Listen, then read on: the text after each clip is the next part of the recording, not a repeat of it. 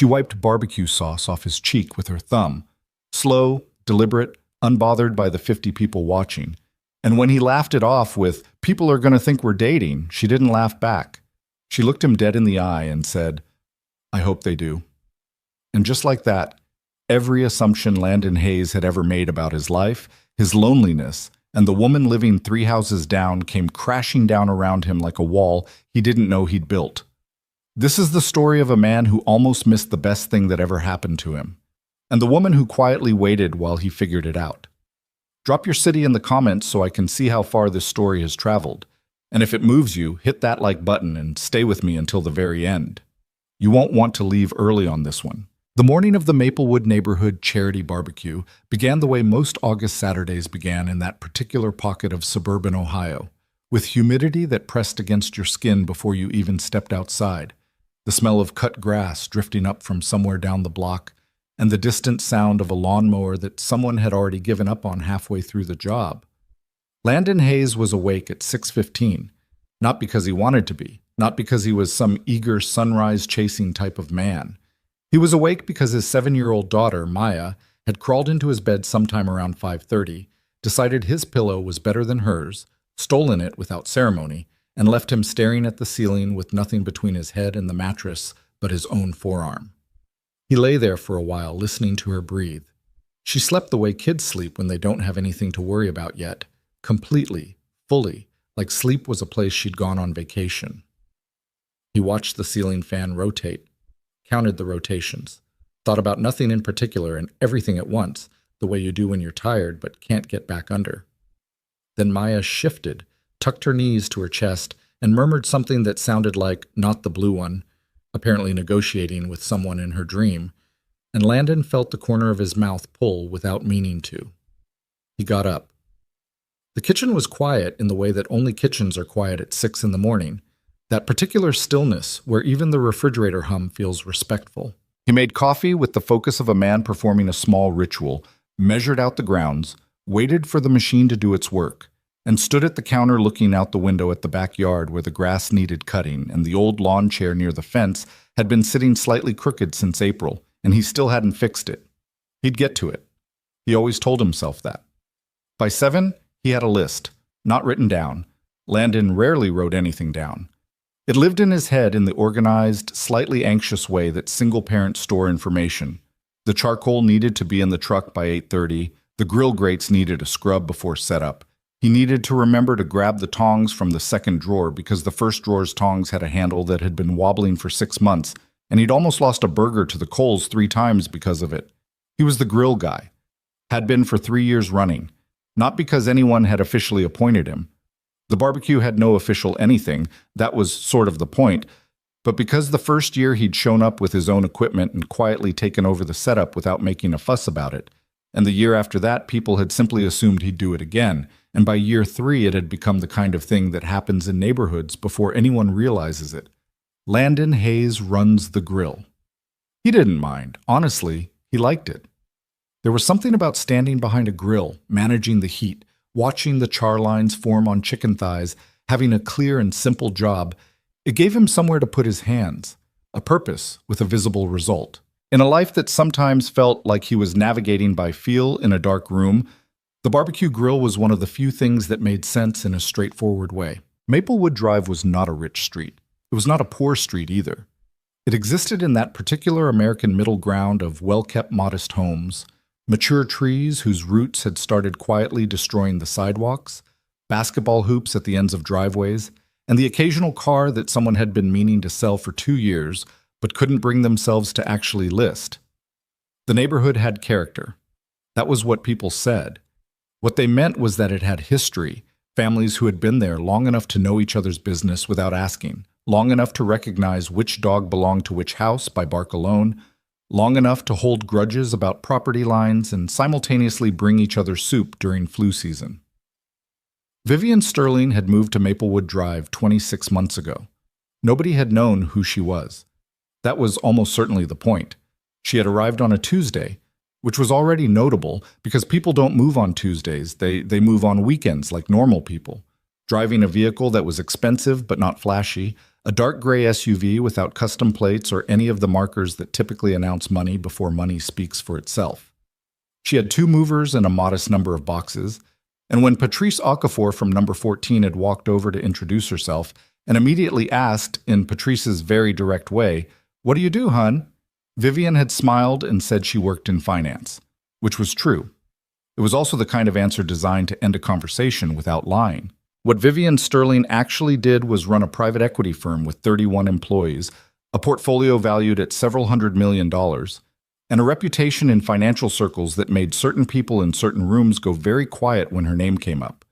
She had built the firm from a series of early decisions that people, in retrospect, called genius, and that she described, if pressed, as just being less afraid of being wrong than other people were. She was 30 years old. She had more money than she could reasonably spend in 3 lifetimes.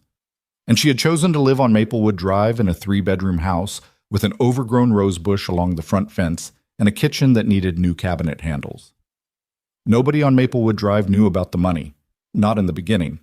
They found out gradually, the way neighborhoods find things out, sideways, through overheard phone conversations and curious Googling, and the time Marcus Webb's teenage son had recognized her name from a financial news segment and had said, loudly, at the 4th of July block party, "Wait, are you that Vivian Sterling?"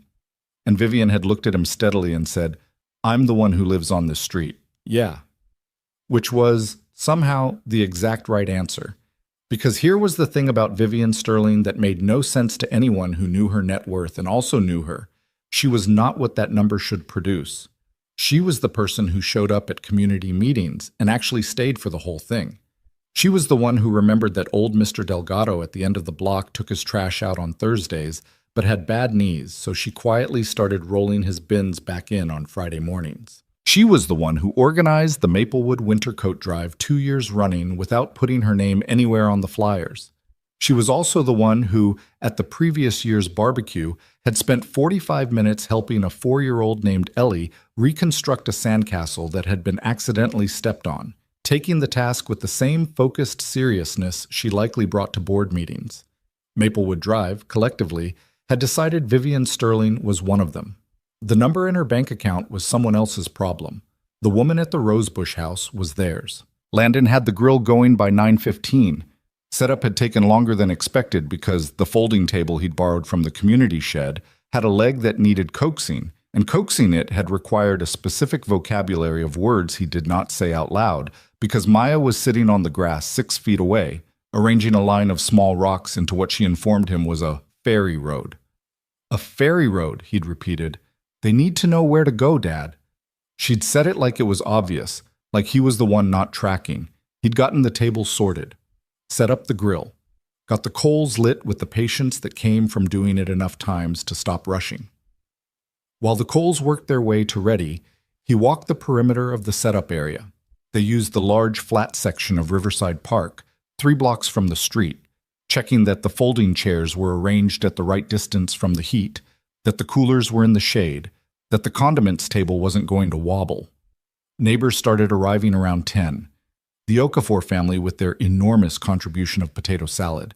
Patrice made it in a bowl that appeared to have been designed for mixing cement. Marcus Webb brought his speaker and set it up with the confidence of a man who had definite opinions about outdoor event music. The Delgado grandchildren arrived in a pack, running immediately to the playground equipment at the far end of the park. By 10:30, the barbecue was alive. Landon was in his element. There's a particular kind of social comfort that comes from having a task, a reason to be somewhere that doesn't require working the room or remembering to maintain conversation. He worked the grill with an easy rhythm, rotating pieces, managing the heat, responding to orders that people placed with the casual familiarity of a food truck line. "Can you do mine medium? Do you have any without sauce?" "My daughter doesn't eat dark meat." He accommodated all of it without resentment, because this was the agreement, and the agreement suited him. He was not, by nature, a room worker. Small talk required effort in a way that the grill did not. He was in the middle of a fairly precise negotiation between 2 racks of ribs and a batch of corn on the cob. When he heard Maya somewhere behind him go, Vivian, look at my ferry road," he turned on reflex. Vivian Sterling was crouching down to examine Maya's rock arrangements with the genuine attention of someone who had not been handed a child to look at and was therefore performing interest. She was actually looking. Her head was tilted. She was asking questions. From across the distance, Landon couldn't hear what she was saying, but he could see Maya responding with escalating enthusiasm, pointing to various sections of the road with explanatory gestures. Vivian was wearing a plain white linen shirt, the kind that looked simple and probably wasn't. Dark jeans rolled at the ankle, and her hair was pulled back in the loose, slightly imprecise way that suggested she hadn't spent much time in front of a mirror. She looked, as she usually looked, like someone who was simply and completely comfortable wherever she happened to be. Landon watched for a few seconds longer than he should have, then turned back to the grill. He'd known Vivian for 2 years. 2 years of that particular neighborly proximity that produces its own specific kind of relationship. Not quite friendship in the way that word usually works, but something more than acquaintance. Something that had happened gradually, almost accidentally, the way most things in life happen if you're not paying attention. It had started practically. She had noticed 6 weeks after she moved in that he was operating alone. Not in a pitying way. Vivian didn't seem to have that particular gear, but in the observant way of someone who noticed patterns. He had a daughter and no partner. He worked what appeared to be long hours at the auto parts distribution company where he managed logistics, and there were specific days, she told him this much later, where he looked like a man carrying something heavy up a staircase with no railing and no destination in sight. She'd started small. A casserole left on his porch with a note that just said, Vivian. 3 houses down, blue door when Maya had been sick with a fever that coincided with a delivery crisis at work. A text a few months later asking if Maya could tag along on a park run since she was going anyway. A conversation over the back fence one night when he'd been sitting outside after Maya was in bed, too tired to go inside and too wound up to sleep, and Vivian had come out to her own yard and they had actually talked, not the 2-sentence neighbor version, for over an hour. He had thought of her as a friend, a good one. One of those people who arrive in your life quietly enough that by the time you've understood the shape of what they mean to you, they've already been there for years. He had not consciously anyway, thought of her as anything else. The barbecue peaked around noon. The food had long crossed over from adequate to abundant. Someone had contributed a cooler of popsicles that the children had discovered with the enthusiasm of a gold rush. And there was a loose argument happening near the beverage table about whether the playlist should shift from classic R&B to country, an argument that Marcus Webb was losing slowly but refusing to accept. Landon was working the grill with his sleeves pushed up, sweating in the clean way of someone doing physical work on a hot day, focused on a fresh rack of ribs he'd been managing for the last 30 minutes. He had sauce. He was applying it with a brush in the methodical, experienced way of someone who had opinions about how barbecue sauce behaved under heat. He was leaning over the grill, concentrating, when he misjudged the angle. The brush caught the edge of the rack and redirected, not catastrophically, not a disaster by any measure, but enough. A thick streak of barbecue sauce traced a line across his left cheek, almost reaching the corner of his mouth. He became aware of it approximately 1 second later, when the man beside him, Carl, who was married to Patrice and thought he was funnier than he was, said, "Hayes, you got a little," and made a circular gesture at his own face.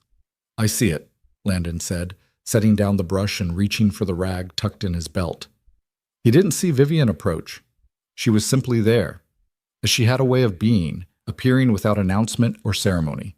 She was holding a cup of lemonade and she stopped in front of him, looked at his face, and without anything resembling hesitation or negotiation, reached up with her free hand, her thumb, and wiped the sauce from his cheek in one clean, unhurried motion. It lasted maybe 2 seconds. It felt longer. Not because it was dramatic, because it wasn't. Because it was the complete absence of drama that made it what it was. The ease of it, the naturalness, the way she did it, the way you touch someone when their presence is familiar enough that the barrier between you and them has quietly, without announcement, dissolved. She looked at her thumb, made a brief expression of mild distaste at the sauce on it, and glanced back up at him. Landon was aware that Carl was watching. He was aware, with the particular peripheral social awareness of someone who does not love being the center of attention, that several other people nearby had witnessed the exchange. He did what he typically did when he didn't know what else to do. He made a joke. "People are going to think we're dating," he said, lightly, easy, the tone of someone deflecting. He waited for her to laugh. Vivian Sterling looked at him for a moment. Not a long moment, just a moment, long enough to be a choice. "I hope they do," she said. Then she took a sip of her lemonade, turned, and walked back toward the gathering like she hadn't just said anything at all. Carl said, "Huh." Landon said nothing. He picked up the brush. He looked at the ribs. He applied sauce with slightly less precision than usual because approximately 40% of his brain had stopped cooperating with his hands. "I hope they do." He replayed it, checked it for irony, for the particular dry humor that Vivian occasionally deployed in a way that required a second to recognize. There was none. He checked it for ambiguity, for the possibility that he had heard it wrong or that it meant something other than what it sounded like. He found none of that either. She had meant it. He had no training in Vivian Sterling saying things she didn't mean. In 2 years, he couldn't think of a single example. "I hope they do." Carl had moved on. The barbecue continued its full, sprawling Saturday momentum around him. Children running, music shifting, Marcus had apparently lost the argument, smoke drifting, the comfortable noise of people who liked each other and chose, once a year at minimum, to prove it collectively. Landon stood behind his grill and did his job and tried not to look across the park to where Vivian was now sitting with 3 other women on a blanket in the shade, laughing at something, her knees pulled up, entirely unbothered. He looked anyway, twice, maybe 3 times. Maya appeared at his elbow. "Dad, can I have a popsicle?" "How many have you had?" "2, but the second one was small." "That's a no, Bug." She groaned with the performative suffering of a child who has lost a negotiation but hasn't accepted it yet. "What if I also eat some of the watermelon?" "Then you can have a popsicle after the watermelon." She disappeared. He turned back to the grill. He thought about Vivian wiping the sauce from his cheek, the way her thumb had just moved. No preamble. No here. Let me. Just done. Like she'd done it before in her head enough times that the first time was already comfortable. "Stop it," he told himself. He managed the ribs, distributed plates, accepted compliments about the chicken thighs with appropriate modesty, helped carry coolers when it was time to pack up, loaded his truck, drove home through the late afternoon light with Maya in the back seat talking about the ferry road and the popsicle and whether ferries were nocturnal, and he answered her questions and drove and felt, underneath all of it, the persistent low hum of something he couldn't name. Maya was asleep by 8:45.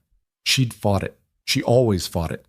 Sleep was surrender, and Maya Hayes did not surrender without a minimum of 2 requests for water. One claimed that her leg hurt in a vague and non-locatable way, and a final negotiation for just 5 more minutes that she stated with the earnestness of someone making a legal argument. He had sat on the edge of her bed until her breathing slowed, until the negotiations ended mid-sentence, until she was fully and completely gone. He stood in the doorway for a moment after, just looking at her. She had her mother's nose. Landon didn't spend a lot of time thinking about that, but sometimes it was simply there, undeniable. The particular curve of it in sleep, the way it made her look like someone else's child and entirely his own simultaneously. Maya's mother, Claire, had left when Maya was 14 months old. Not dramatically, not with a fight. She had sat down one night and told him, with the honesty that he had come to reluctantly respect over the years, that she was not built for the life they were building, that she loved Maya in a way that was real but insufficient, that staying would make her into someone who resented the 2 people she loved most. She sent birthday cards. She called on holidays. She was not a villain in the story. She was just absent, in the quiet, daily, bone-deep way that absence accumulates. Landon had built something anyway, built it out of routine and stubbornness and the occasional grace of people like Vivian, who showed up without being asked. He went downstairs, poured a glass of water, sat on the back porch in the dark, in the crooked lawn chair that still needed fixing, and looked at the stars that were visible between cloud cover. I hope they do. He sat with it in the quiet. The first thing he thought, and then tried not to think, was how long. How long had she meant it? because the way she'd said it, that calm, unembellished certainty, didn't sound like something new. It sounded like something that had been true for a while and had simply been waiting for the right moment to step out into the open. He started slowly to rewind. He went back to the casserole. The first one, the night Maya had a fever of 102, and he was fielding calls from his supervisor about a shipment that had gotten held at the wrong distribution center, and he'd been pacing the kitchen trying to manage both things at once when he found the dish on his porch with the note.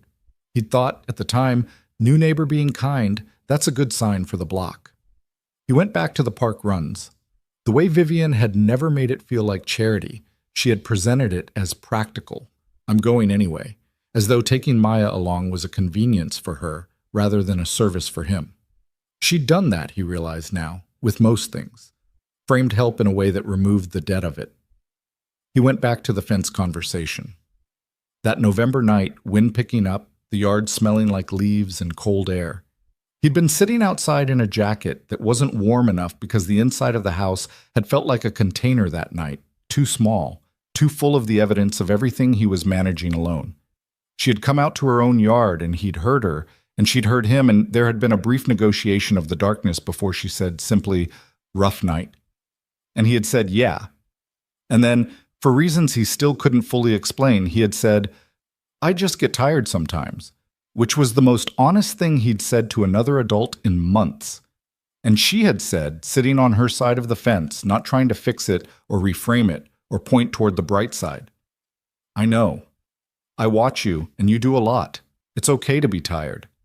He had sat there for another hour and talked, and when he went inside, he'd felt lighter in a way that hadn't come from solving anything, just from being heard by someone who didn't need anything from him in exchange. He sat on the back porch now, in the dark, turning these moments over, looking at them from the new angle her words had created. Every single one of them looked different, not manufactured, not performed, just more. More than what he'd filed them as. More than neighbor, more than friend, more than the casual benevolence of someone with resources choosing to distribute them locally. She had been there. For 2 years, she had simply been there, in the particular, consistent way of someone who has made a quiet decision and is acting on it every single day without announcement. He felt something loosen in his chest. It was not entirely comfortable. It was the feeling of something that had been held carefully in place beginning to move. He thought about Vivian's face when she'd said it, the complete stillness of it. Not nervous, not performing boldness, just true. I hope they do. The yard was quiet around him. The fence between their yards was 20 feet away. Her lights were off. She'd been home for at least an hour. He sat there for a long time, staring at the dark space between his yard and hers. He went inside, washed the glass, stood at the kitchen sink for a minute looking at nothing. Here was what he knew about himself, and had known for a long time without particularly enjoying the knowing. He was not good at this. Not at the opening part, the risk part. The part where you take something that exists in private and expose it to the possibility of being wrong. He had been 24 when he and Claire got together, and that had moved in the young, fast, certain way of things that happen before you know enough to be cautious. He had not since then learned to do the cautious version. He had dated, twice, in 7 years. Both times briefly, both times with the uncomfortable awareness that Maya was watching from a careful distance, registering everything, already at the age where she understood more than she articulated. He had ended both situations before they required anything too real, and he told himself it was for her, and it was also, honestly, for him. For the part of him that found the early vulnerability of it genuinely hard. Vivian was not early. That was what stopped him at the kitchen sink, staring at the faucet. Vivian was 2 years in. She was already woven through his daily life in ways he hadn't mapped until tonight. She was in the stories Maya told, in the fabric of his weekends, in his first call mental list when something went sideways. She was not a risk the way an early thing was a risk. She was a risk the way things that matter are risks. That's worse, some part of him said. The rest of him was quiet for a moment and then said slowly, "Yeah, but she already said it first." He went to bed. He slept poorly. He kept replaying her face, that calm, unflinching delivery, and the ease of her thumb on his cheek, and the way she had walked away afterward like the most important thing she'd said all year deserved no more ceremony than that. Somewhere in the early hours, he made a decision. He was up before Maya again. The lawn chair on the back porch still sat slightly crooked, same as it always had, and the morning light was the particular pale gold of early August that made everything look like a photograph of itself. He made coffee. He thought about what he was going to say. He didn't have a speech. Landon Hayes was not a speech person. He was a direct question, plain language, see what happens person, when he could manage to be brave enough for any of those. What he had was the decision he'd made in the dark, which was he was going to go over there. He was going to say something honest, and whatever happened after that would happen. He heard Maya's feet on the stairs at 7:20. She appeared in the kitchen doorway with her hair in the state it was always in after sleep. A situation that had evolved overnight from the pigtails he'd given her the night before into something that looked like a creative experiment. She was wearing the t-shirt she'd had on yesterday, which she must have put back on because she could not find the pajamas he'd set out, and she was squinting slightly against the morning light. "Why are you dressed?" she said. "Because it's morning. It's early morning. Still morning." She considered this. Then she climbed onto the kitchen stool and regarded him with the particular evaluating look she'd had since she was about 4, the one that assessed whether something was normal or whether something was different. "Are you okay?" "Yeah," he said. He put cereal on the counter. "Yeah, Bug, I'm okay." She poured her own cereal with concentration. He watched her for a moment, this small person who had required everything from him for 7 years and given back, in completely disproportionate return, the feeling that his life had a center. He thought about Vivian sitting in the grass with Maya, examining ferry roads. The ease of it. How long it had been easy. How did I not see it, he thought. Not with self-recrimination, more with the slow, genuine wonder of someone who has just found something that was in plain sight the whole time. "Dad." "Yeah." "You're staring." "Sorry." Maya pointed her spoon at him. "You have a weird look on your face." "I'm fine."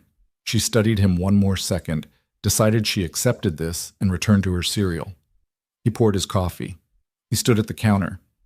He thought about what it meant to know someone the way he knew Vivian, imperfectly, practically, through the unglamorous daily accumulation of 2 years of proximity and realness, and then about what it might mean to want to know her differently. The morning opened up slowly around him.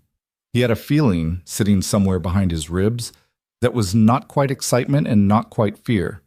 It was the feeling of standing at the edge of something significant, knowing there was no good way to approach it except directly. He would go over in the morning. He'd knock on her door. Whatever happened after that, well, he'd figure it out. He always did. He didn't go over that morning. He had every intention of going. He had the decision made. He had the coffee in his hand. He had the particular forward momentum of a man who had spent the night working himself up to something and arrived at the morning ready to do it. And then Maya had asked around 7:45 if they could make pancakes, not regular pancakes, the ones with the blueberries mixed in, the ones that required finding the specific pan that was in the back of the cabinet behind the Dutch oven. And he had said yes, and by the time they were done making them and eating them and cleaning up the pan and mediating a brief conflict between Maya and a piece of blueberry that had ended up somewhere on her shirt, it was 9:15, and the morning had shifted into the practical, moving territory of a Saturday with a 7-year-old, and the original momentum had quietly bled out. He told himself he'd go in the afternoon. In the afternoon, Maya wanted to ride her bike, and the chain needed adjusting, and then one of the neighborhood kids, a boy named Theo, who lived 4 houses down and was Maya's current best friend and frequent co-conspirator, showed up at the door asking if she could come out, and Landon had spent 2 hours on the front porch watching them ride in loose, looping circles on the sidewalk while he sat with a lukewarm second coffee and talked himself in and out of the same conversation approximately 40 times. The problem was not that he didn't know what he wanted to say. The problem was that every version of it, when he ran it through his head, arrived at the same exposed place, the place where he had said the real thing and was now waiting for her response. And in that waiting was every possible way it could be wrong. Not wrong like she'd laugh at him. Not that kind of wrong. Wrong like, maybe he had misread. Maybe I hope they do had a meaning he'd invented. Maybe Vivian Sterling, who was 30 years old and worth more money than he would see in several lifetimes and could have anyone she chose, had meant something casual, and he was sitting on his porch constructing a narrative out of a single sentence and a thumb on his cheek. That was the version that kept stopping him.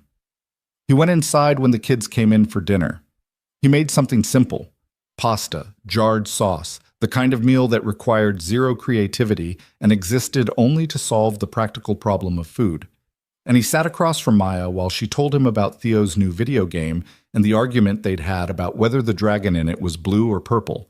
And he listened and responded and was, for all visible purposes, completely present. Inside, he was elsewhere. By the time Maya was in bed that night, he had made the decision again. Tomorrow. He would go tomorrow, in the morning, before he had time to talk himself out of it. He lay in the dark and stared at the ceiling and thought about Vivian, and then he did something he hadn't done in a while. He started actually remembering. Not the way you remember things when you're cataloging them for evidence, the way he'd done the night before, running moments through the new filter of what she'd said. This time he just let them come. Let them arrive in the order they wanted, without sorting them into arguments. The morning she'd texted him, randomly, a photo of a gas station sign that said "Fresh Hot Dogs," proudly made since 1987 with no caption, and he'd laughed out loud in his office and texted back, "This is what you wanted me to see today," and she'd responded, "I thought you needed it," and she had been right, he had. It had been a genuinely bad Thursday, and that photo had been the only thing that had made him laugh all day. The afternoon she'd picked Maya up from school when his car wouldn't start and he'd called in a quiet panic, and she'd said, "I've got it. Go deal with the car," in that matter-of-fact way she had. And when he'd finally gotten home, she and Maya were on the living room floor doing a puzzle together, and Vivian had looked up and said she told me about the Ferry Road situation. I think we've identified an expansion opportunity, and Maya had said the South End needs more courts very seriously, and he had stood in his own doorway, feeling something warm and unnameable move through him. The night last December when he'd been wrapping Christmas presents after midnight and had run out of tape and had texted her on impulse.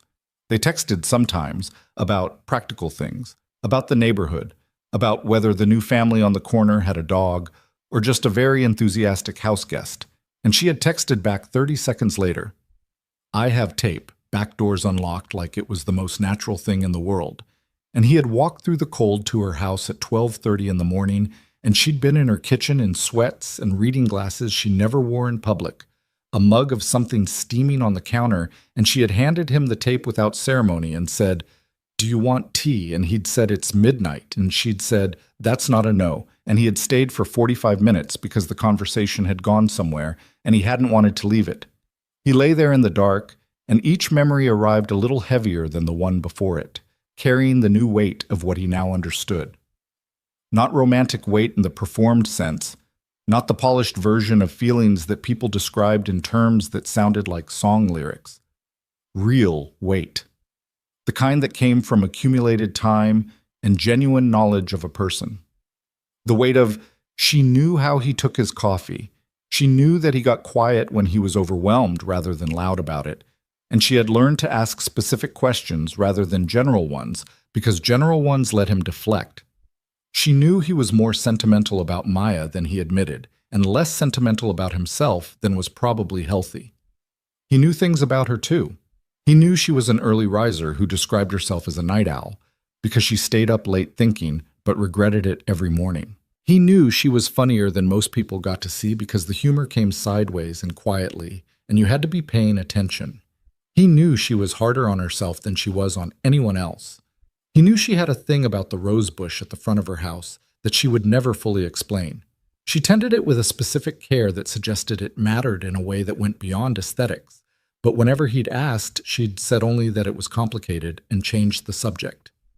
He knew her the way you know someone when you've been paying attention to them for 2 years without admitting you were paying that kind of attention. The ceiling was the same ceiling it always was. The house was quiet. Outside, the late summer night was warm and still. She said it first, he thought again. She stood there in front of 40 people with barbecue sauce on her thumb, and she said it like it was nothing because for her it apparently was nothing. It was already settled. It was already decided, and she was just saying it. He thought about what kind of person did that, who carried something for what might have been a long time, and then, when the moment arrived sideways and accidental, just told the truth about it. Not with drama, not with build-up. Just calmly, factually, the way Vivian did most things. It made him feel, lying there, a particular kind of shame that had nothing to do with anything bad. The shame of she had been braver than him for a long time, possibly a much longer time than he'd understood. He slept eventually. Not well, but enough. He woke up Sunday morning and he went. He did not make pancakes. He did not have a second coffee. He did not give himself the window that would become the reason. He put on clothes while Maya was still asleep, wrote her a note in the large, clear letters she could read without help. Went next door, back soon, cereal is on the counter, and he walked out into the Sunday morning before he could stop himself. The air was still cool, the particular dry coolness of early morning before August reasserted itself. The street was quiet. Somewhere down the block a sprinkler was running.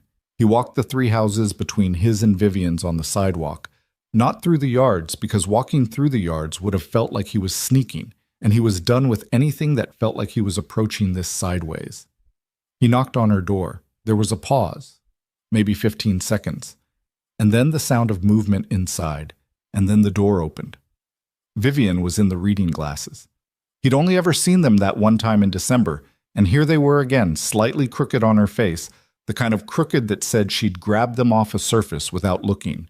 She was in a loose gray t-shirt and the dark sweatpants, and her hair was down, and she had a paperback in one hand with her thumb holding the page, and she looked at him with no particular surprise, or if there was surprise, she absorbed it the way she absorbed most things, without letting it reorganize her face. "Hey," she said.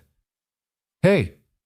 He stood on her porch and realized, now that he was here, that the version of this he'd rehearsed in his head had not included the part where she answered the door looking like that, like someone mid-morning, mid-book, completely herself, and how that version of her made his carefully assembled sentences feel like they belonged in a different conversation.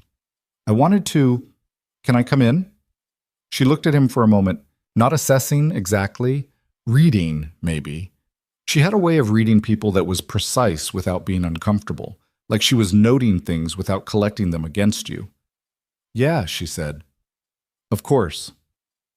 She stepped back from the door. Her house smelled like coffee and something faintly herbal. She had plants on most of the windowsills, actual tended plants rather than the ones that exist as decorations and are never spoken to until they die. The living room was lived in the specific way of someone who actually used the space. A blanket on the couch in the arrangement of someone who had been sitting there, 2 books on the coffee table, a coffee mug with steam still rising slightly. She set the paperback on the table face down, the gesture of someone who intended to come back to it, and she folded her arms loosely across her chest and looked at him. "Do you want coffee?" "I'm fine." "Okay." She didn't push it, she waited. He had a speech, or something approaching one. He had words arranged in a sequence that had seemed, at 6:15 this morning, like they would carry the weight of what he needed to say.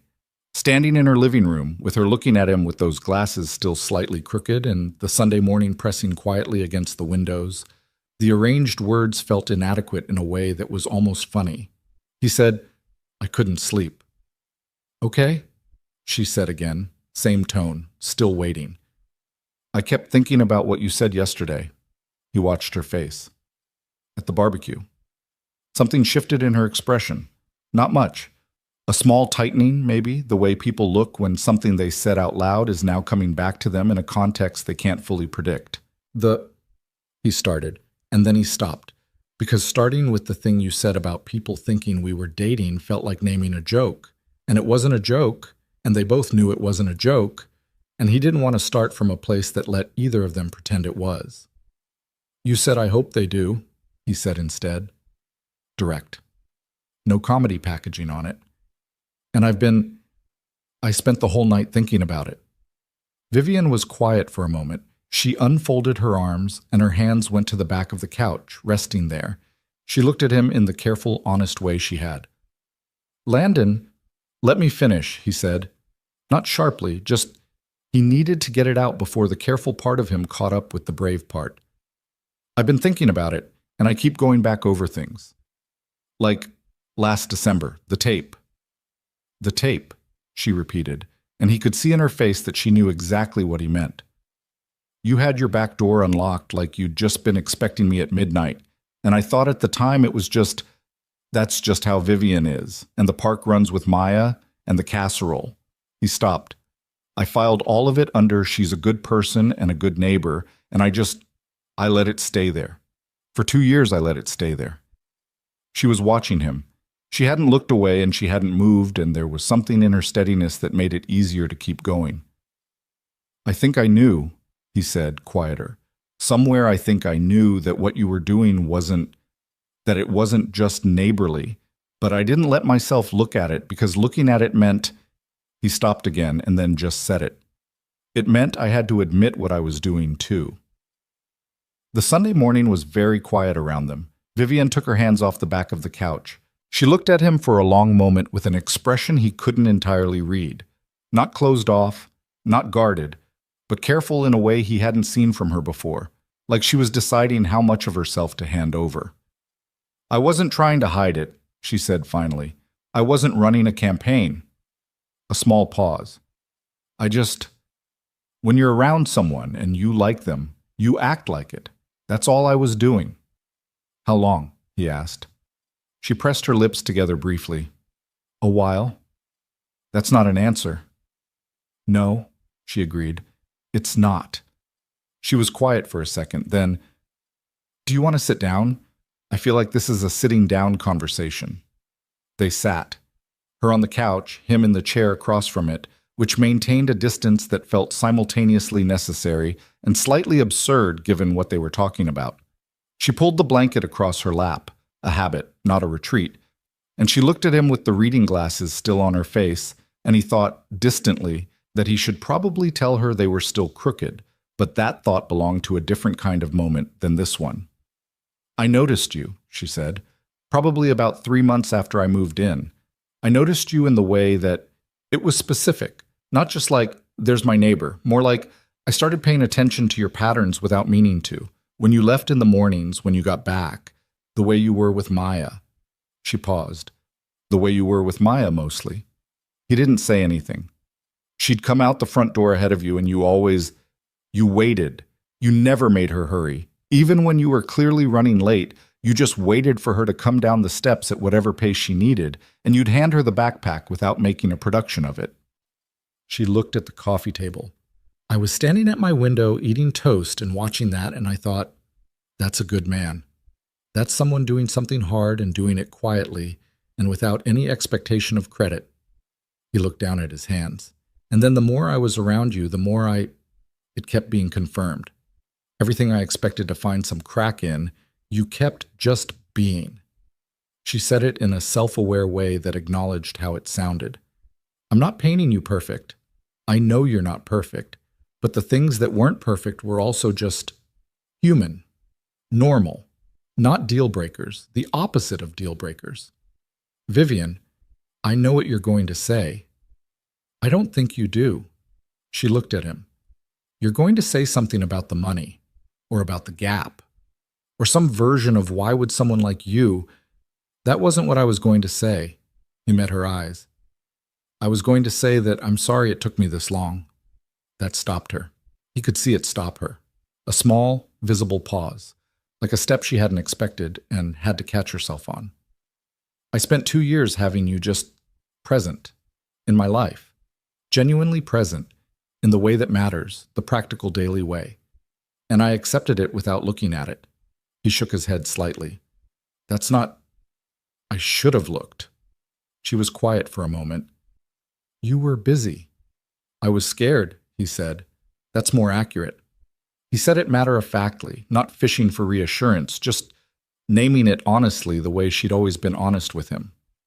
Not of you, of getting it wrong, of putting Maya through something I wasn't sure of looking at something I wanted and deciding the wanting was enough to act on. And now? He looked at her. She had her head slightly tilted, the glasses still crooked, the blanket still across her lap, and she looked Not like someone waiting to be convinced, like someone who had been patient for a long time and was now just watching the moment arrive and trying to gauge its shape. Now, he said. I looked. The morning stayed quiet around them. Then Vivian said, "Okay," and the way she said it was not small at all. It was the word that meant something had been decided, or rather that something that had already been decided was now acknowledged between them, and the acknowledging of it changed the shape of the room. "Okay," he said back. She almost smiled. "You want that coffee now?" "Yeah," he said. "I think I do." They moved to the kitchen. She poured. He sat on the same stool he'd sat on that December night with the tape, and she stood on the other side of the counter with her mug, and the conversation, which had been building for days and possibly years, didn't stop there. It changed shape. The heavy lifting of it was done, and what came after was something different, easier in the bones. The kind of conversation that happens when two people stop navigating around something and start moving toward it instead. She told him the rose bush had been her mother's, or rather, her mother had had one in the yard where Vivian grew up, and when her mother died 4 years ago, Vivian had taken a cutting and transplanted it every time she moved. It had died twice, and she'd restarted from a new cutting both times, which was not, botanically, the same plant anymore, but felt like the same thing. "Don't read too deep into it," she said. "I'm not reading anything into it," he said. "You have a look on your face." "I'm just listening." "You have a look," she said again, but she wasn't uncomfortable about it. She looked down at her mug. "It's just a plant." "Sure." "Stop." He wasn't doing anything, but he let her have it. He told her about Claire, not at length, but with enough honesty to fill in the shape of it. How it hadn't been a catastrophic ending, how there was no villain in it, how the hardest part hadn't been the leaving, but the period after when he'd had to rebuild what he understood a family to be without the architecture he'd assumed it would have. He told her that Maya asked about her mother sometimes, not with pain exactly, more with the matter-of-fact curiosity of a child who is gathering information about her own story, and that he tried to answer those questions in a way that left room for complexity rather than collapsing it into something simple. Vivian listened the way she always listened, without filling the silence with reassurance, without redirecting toward the bright side, just receiving it. He had always liked that about her, the not fixing of things that didn't need fixing, just hearing them. They talked for 2 hours. It did not feel like 2 hours. It felt like the right amount of time for something that had been building for 2 years to finally arrive at its own natural pace.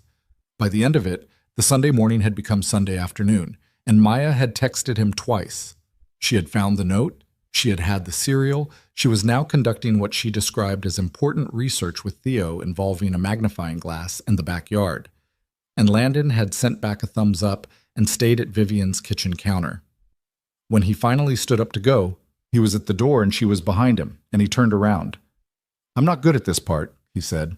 "I'm just going to tell you that up front." She looked at him steadily. "Which part?" "The beginning. The saying how I feel, acting on things instead of just sitting with them."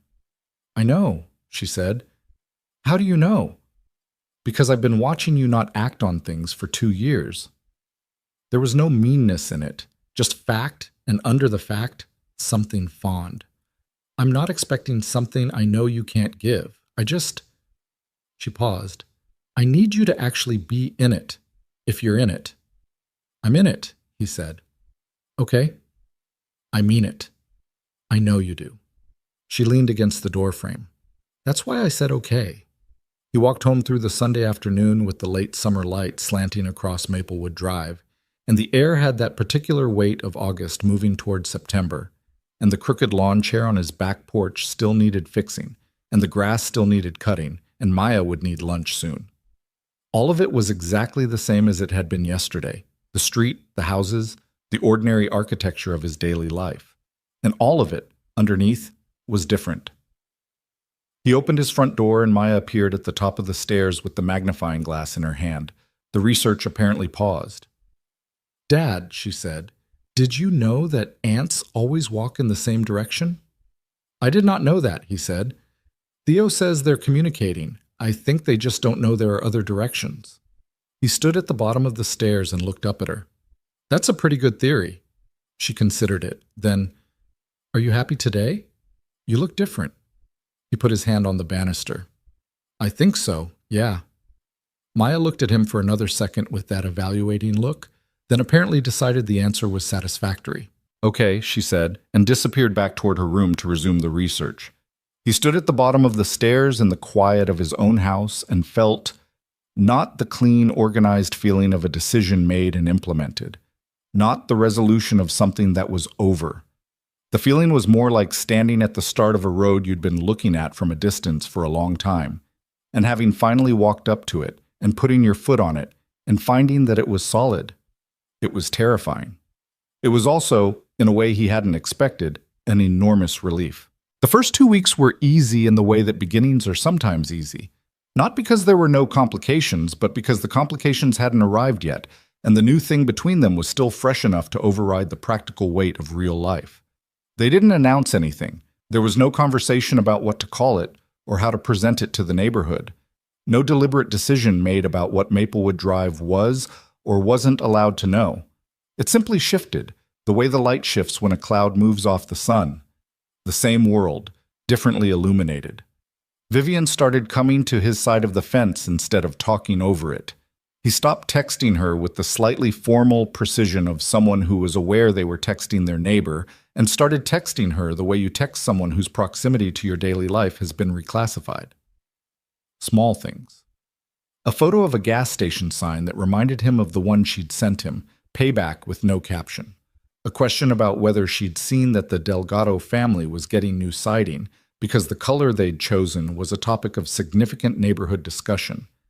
A text at 10:30 on a Tuesday that was just, "Maya says you promised her a rematch at Uno." She had. She texted back, "Tell her I've been training." He showed Maya the text.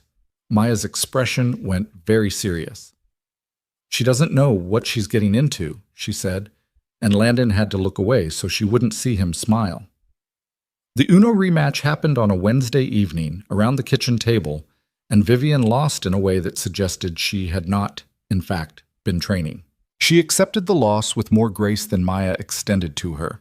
Maya had a mild victory lap that lasted slightly longer than was strictly necessary, and then Maya had gone to bed, and it was just the two of them at the kitchen table with the cards still spread out between them and the evening going quietly outside. "She shuffled the deck when I wasn't looking," Vivian said. "She absolutely did," Landon agreed, "and you allowed it." "I encourage strategic creativity." Vivian looked at him over the table. "You're a terrible referee." "I'm not a referee, I'm a spectator. There's a difference." She started collecting the cards with the absent focus of someone whose mind was partly somewhere else. He watched her hands. She had elegant hands. He'd noticed that before and filed it somewhere unhelpful. The kind of hands that moved with an efficiency that suggested she'd learned to use them carefully. "She asked me something today," Vivian said without looking up. He waited. "She asked if I was your girlfriend." She set a stack of cards straight, edges aligned. She didn't say it like it was a big deal. She just asked, like she was checking a fact. Landon felt his pulse do something. "What did you say?" Vivian looked up. "I said, I didn't know yet, that it was something you and I were still figuring out." A pause. "Was that okay?" He thought about it honestly, which was the only way to think about things involving Maya. "Yeah," he said. "That was the right thing to say?" She said okay, and then asked if we were going to have pancakes. Vivian's mouth curved slightly. "She pivots fast." "She's 7. Everything pivots to food or animals." "Efficient," Vivian said. He reached across the table and took the cards from her hands, not roughly, just took them. Finished squaring the deck, set it aside. And when he looked up, she was watching him with that steady, reading expression she had, the one that saw more than most people were comfortable showing. "For what it's worth," he said, "I know what I'd call it." She didn't look away. "Then say it." "You're my girlfriend," he said, plainly, without packaging. "If you want to be." The kitchen was quiet. Outside, a car went past slowly, headlights sweeping briefly across the window, and then gone. "Yeah," Vivian said, "I want to be." It was not a movie moment. Nobody kissed dramatically across the kitchen table. He didn't stand up and sweep the Uno cards to the floor with some grand gesture. They looked at each other in the ordinary kitchen light, and something settled between them, something that had been hovering for days and was now simply placed. Then she said, "Are you going to fix that lawn chair?" "What?" "The one on your back porch. It's been crooked since at least April." He stared at her. "You can see my back porch from your yard?" "Landon, we share a fence line. It hasn't been—" He stopped. "Has it actually been since April?" "March, maybe." He pressed his lips together. "I'll fix it this weekend." "I have a level you can borrow." "I have a level." "Do you, though?" He did not, as it happened, have a level. He borrowed hers. That was how the first 2 weeks went. Easy. The particular easy of two people who already knew each other well enough to skip the performance and go directly to the real thing. It felt, and Landon was aware that he was noting this with the slight caution of someone who knew from experience that ease was not the same as permanence. It felt like something that had been waiting to be itself for a long time and was finally allowed to be. Then the complications arrived. The first one came from a direction he should have anticipated and somehow didn't, which was his own sister. Denise Hayes was 38, lived 40 minutes north, had 2 kids of her own, and had been the person who picked up Landon's phone calls during the first year after Claire left, when the calls sometimes happened at 11 at night, and were less conversations than they were one person sitting in the rubble of their own life, while another person stayed on the line. She was sharp and protective, and not particularly diplomatic about either quality, and she drove down on a Saturday morning 3 weeks into Landon and Vivian's whatever it was, and arrived unannounced, which she did sometimes because Denise operated on the assumption that people who loved each other didn't need to schedule their presence. She came in through the front door. She had a key, from years ago, for emergencies, and had a somewhat expansive definition of the word, and found Landon in the kitchen and Maya in the backyard, and through the kitchen window visible at the other end of the shared fence line, Vivian in her own yard tending the rose bush. Denise set her purse on the counter. She looked at her brother's face, which was doing something she hadn't seen it do in a while. Then she looked through the window again. "Is that—" "Yeah." "Are you—" "Yeah." Denise was quiet for a moment. Then she said, "How long?"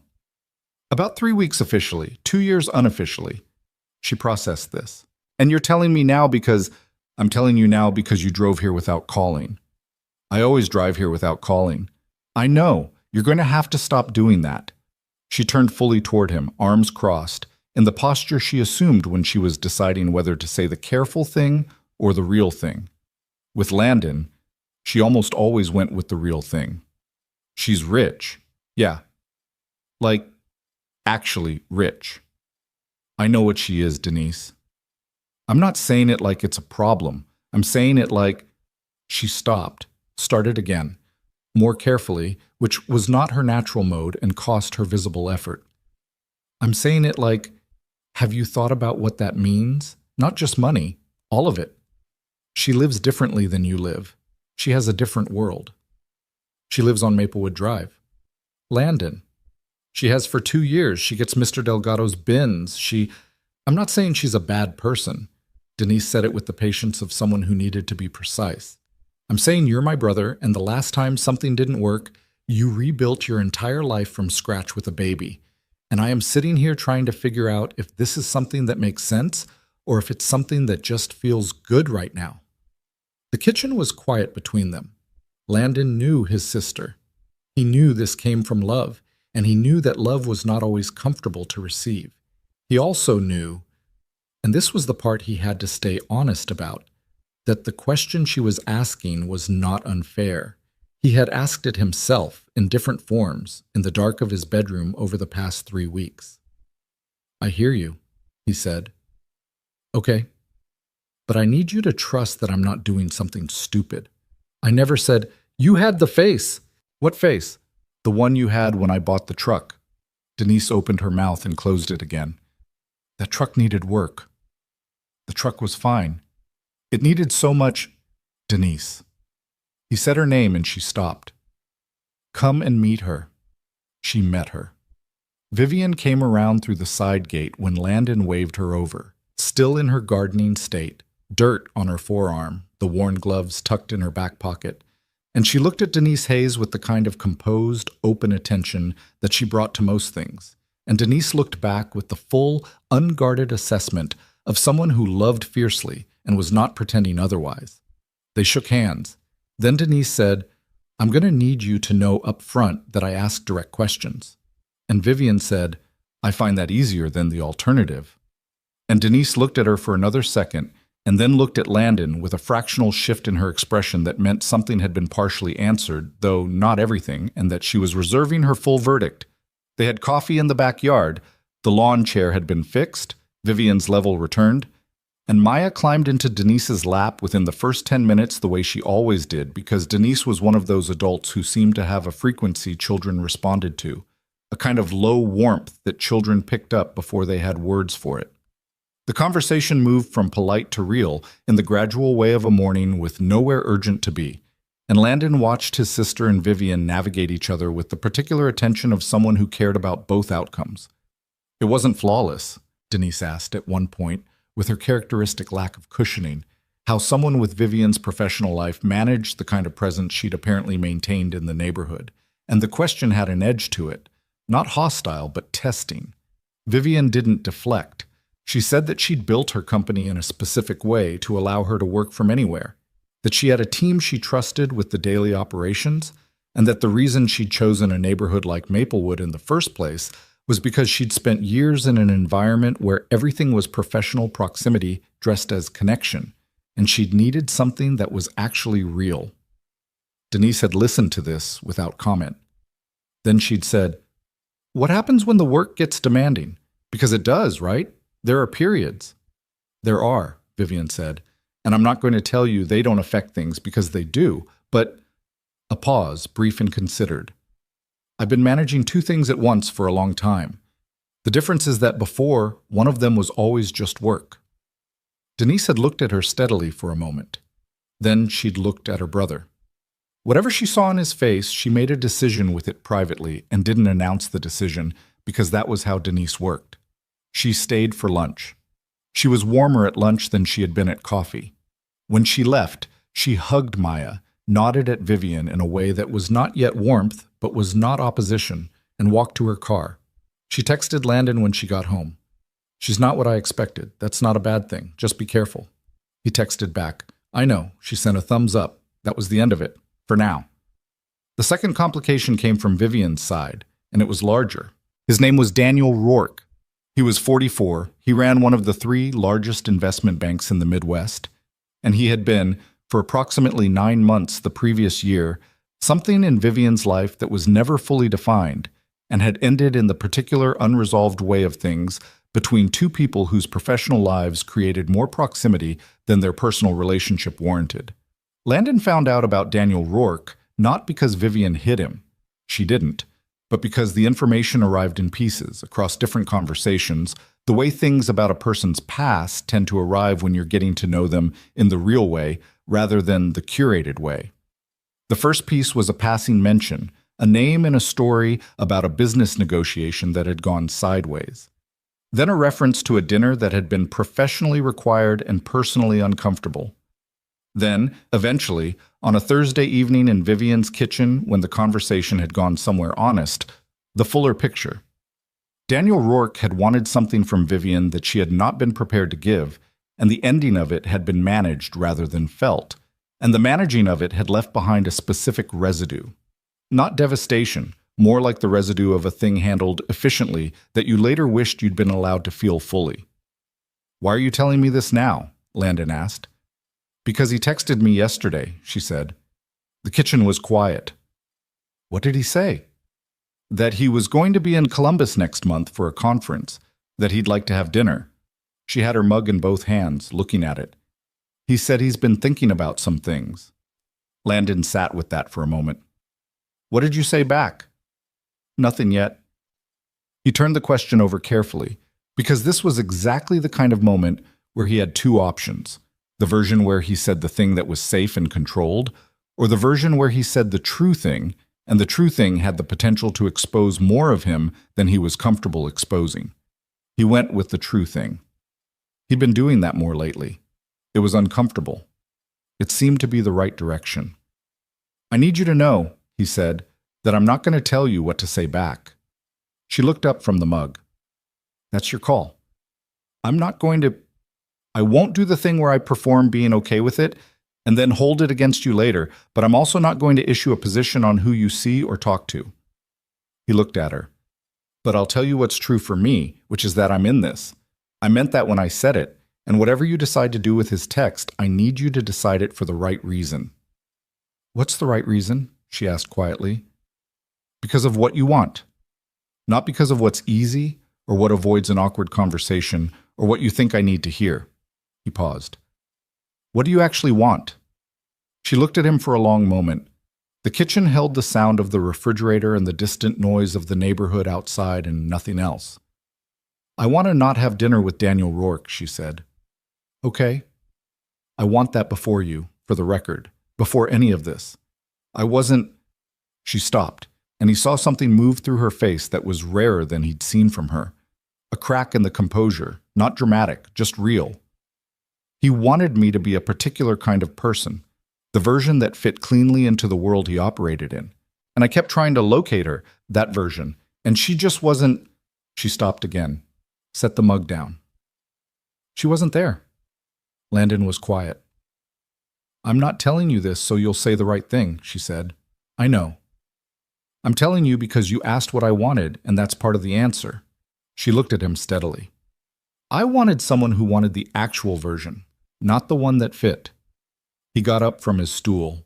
He walked around the counter, which was a small distance that felt, in that moment, like a deliberate one. She stayed where she was, and he stopped in front of her, and she looked up at him, and he put his hand against the side of her face. Not a grand gesture, just his palm against her cheek.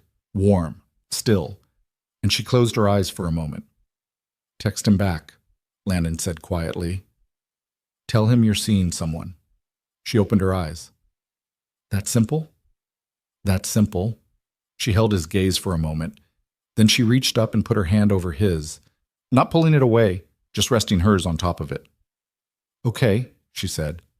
She texted Daniel Rourke that night, and Landon did not ask what she said, and she did not volunteer the specific words, and the subject closed in the clean way of things that are handled honestly, and therefore have no remaining corners to catch on. But the conversation left something behind in Landon that had nothing to do with Daniel Rourke. He sat on the back porch that night, in the fixed lawn chair, correctly level now, and thought about what she'd said. Someone who wanted the actual version.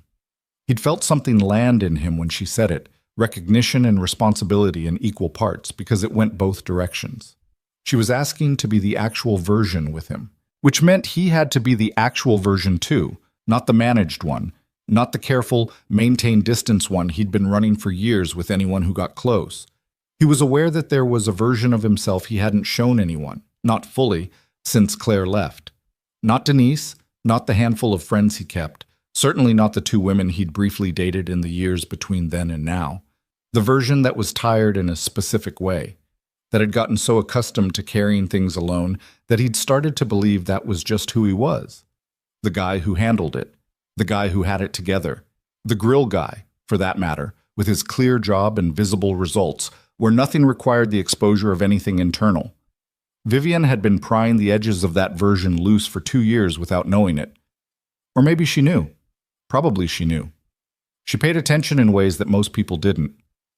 He thought about the conversation over the fence last November. Not the December tape night, the one before that, earlier in the fall. She'd asked how he was, and he'd said fine, reflexively, and she'd paused and said, "Actually, how are you?" And there was a difference in the way she said the second version that made deflection feel dishonest rather than protective. So he hadn't deflected. He'd said he was tired in a way that sleep didn't fix, and she'd said she understood that. And they'd stood at the fence in the cold for 20 minutes talking about nothing that was remarkable and everything that was real. And afterward he had gone inside and felt lighter. Not fixed, just lighter. She did that. She had been doing that. He owed her the actual version in return. He was working on it. The third complication arrived without warning on a Tuesday morning, 3.5 weeks into things, and it arrived in the form of a phone call from his supervisor at the distribution company. His name was Greg Folsom, and he was a decent man who delivered bad news with the blunt directness of someone who had decided years ago that cushioning things was a kindness that primarily served the deliverer. The company was restructuring. The logistics management team at Landon's level was being consolidated. His position was being eliminated at the end of the month. Landon sat in the parking lot of the company in his truck after the call and looked at the steering wheel for a period of time he couldn't have accurately reported. It was not catastrophic. He had savings, not enormous ones, but enough. He was 32 with a solid employment history and marketable skills in a field that was always moving. He had options. He told himself these things in the parking lot, methodically, the way he processed information when the information was unwelcome. Gather the facts, assess the actual situation without inflating the stakes, identify the next step. The next step was, tell Maya as little as possible until he knew more, and then tell her only what was true. Update his resume, make calls. He did not, driving home, think about Vivian. Or rather, he thought about her and then pushed the thought sideways because what arrived with it was something he hadn't expected and wasn't proud of. Not jealousy, not resentment, something clumsier than that. The awareness that she was who she was and he was now, temporarily, unemployed, and the gap between those facts was not lost on him. He was not someone who needed a woman to support him. He knew that.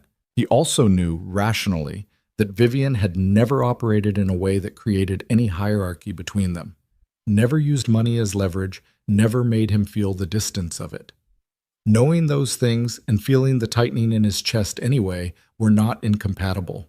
Both were true at once. He was human enough to feel it, and honest enough not to pretend it away. He told her that evening. He didn't let it sit. Letting it sit would have let the thing grow in the dark, where things grow badly. I lost my job today, he said, standing in her doorway. Not inside yet, just at the door, like he wasn't sure if he was bringing something into her house that should stay outside. She looked at him without alarm, without the practiced compassion of someone managing another person's emotion. She just looked at him. Come in, she said. He came in. He told her. The whole shape of it. The call, the parking lot, the assessment he'd run, the options. She listened without interrupting.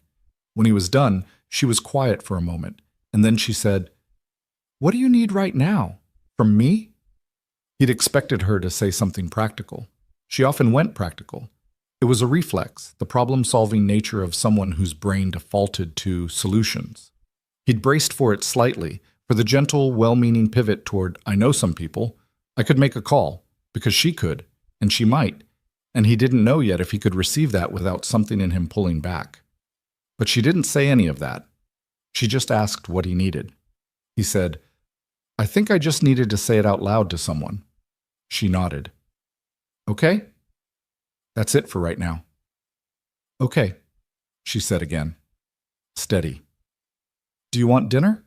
I was going to make something mediocre. He almost laughed. The tightness in his chest shifted. How mediocre are we talking? I found a recipe I have low confidence in. It might be great. It might be pasta with good intentions. I'll take my chances, he said. They made dinner. It was, in fact, mediocre. The sauce was under-seasoned and she'd added too much pasta water, which she acknowledged without defensiveness. And they ate it anyway, and the conversation moved around the edges of the job situation without living there, which was exactly right, which let him breathe. At the end of the evening, when he was at the door again, she stopped him. I want to say something, she said, and I need you to hear it the way I mean it. He waited. I'm not going to offer to fix this for you. She said it plainly, looking him in the eye. Not because I don't want to help, but because you are fully capable of handling this and you need to do it in a way that you own. And I know, she paused, I know the money thing is in the room right now. I can see it in how you came to the door tonight, standing outside like you were deciding whether to come in. He didn't say anything. I need you to hear that it has nothing to do with who you are to me, not one single thing. Her voice was even and direct and completely without performance. You could be between jobs for a year and that number would not move for me. I am with you because of who you are, not what your employment situation looks like at any given month, and I know you know that. I know that, he said.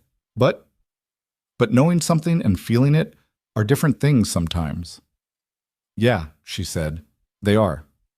She looked at him for a moment. Give yourself a minute to feel it, then let it go. He went home. He sat in the kitchen with the lights low.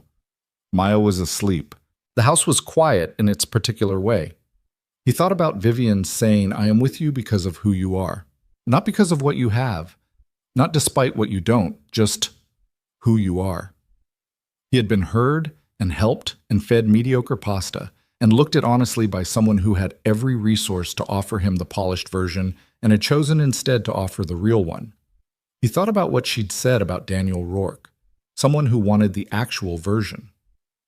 He was beginning to understand, sitting there in the quiet kitchen, what it meant to be someone who offered the same. It was not easy. It was the least easy thing he'd done in years, but the difficulty of it felt, and he turned this over slowly, making sure he meant it, the difficulty felt like the right kind, like effort that was going somewhere, like a road that was difficult because it was real, not because it was wrong. He went to bed. In the morning, he updated his resume. He made the calls. He moved forward. He found a job 6 weeks later. Not the version of the job he'd had before. The new position was at a regional supply chain consulting firm, smaller company, different structure, work that required him to think differently than he had at the distribution center. The title was better. The commute was worse. The salary was, after the initial sting of comparison, something he could work with. He'd gotten the offer on a Wednesday afternoon, sitting in his truck in a parking garage downtown after the second interview, and he'd called Denise first, old reflex, and she'd said, I told you, with the emphatic confidence of someone who had not actually told him any such specific thing, but who deserved credit for the general encouragement. Then he'd texted Vivian, got the offer. She texted back in under a minute. Of course you did. Dinner tonight? I'll make something that isn't mediocre. He'd said yes. She'd made roasted chicken with vegetables that were properly seasoned, an undeniable upgrade from the pasta incident, and they'd eaten at her kitchen table with the windows open because the September air had finally softened into something tolerable, and Maya had been there too, working on a drawing at the end of the table with the intense focus of someone who considered their art non-negotiable, regardless of whatever adult conversation was happening nearby. It was a good evening, a simple one, the kind that doesn't announce itself as significant while it's happening and only reveals its weight later when you're looking back at the collection of evenings that built something. That was what the following months were, mostly. A collection. September moved into October with the particular Ohio efficiency of a season that does not linger.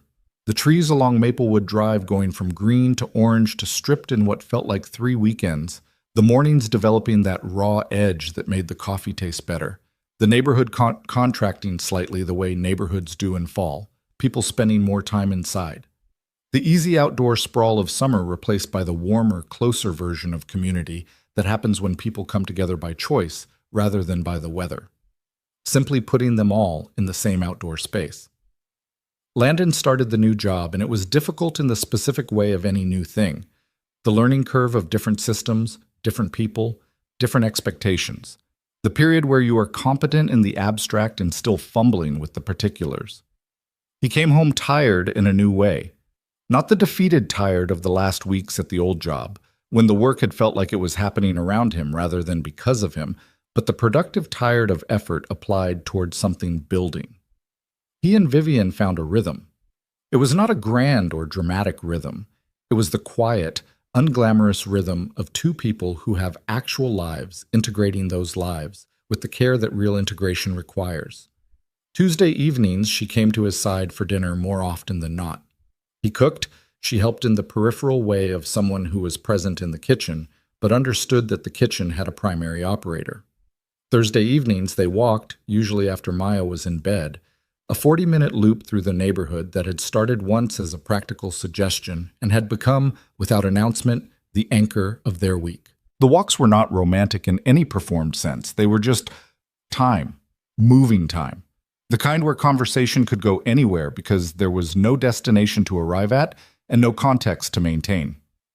She told him about her week on the walks, the actual version, not the curated professional summary, but the one with the frustrations and the near misses and the moments where she'd made a call she wasn't sure about. He listened the way she'd always listened to him, without redirecting, without preloading his response, just receiving it. He told her about the new job, about learning to navigate a team where he was the new voice in a room that already had its established dynamics. She asked questions that were specific rather than general, which he appreciated because general questions about work were easy to answer with nothing. Maya, for her part, had processed the shift in Vivian's status with the same practical efficiency she applied to most things.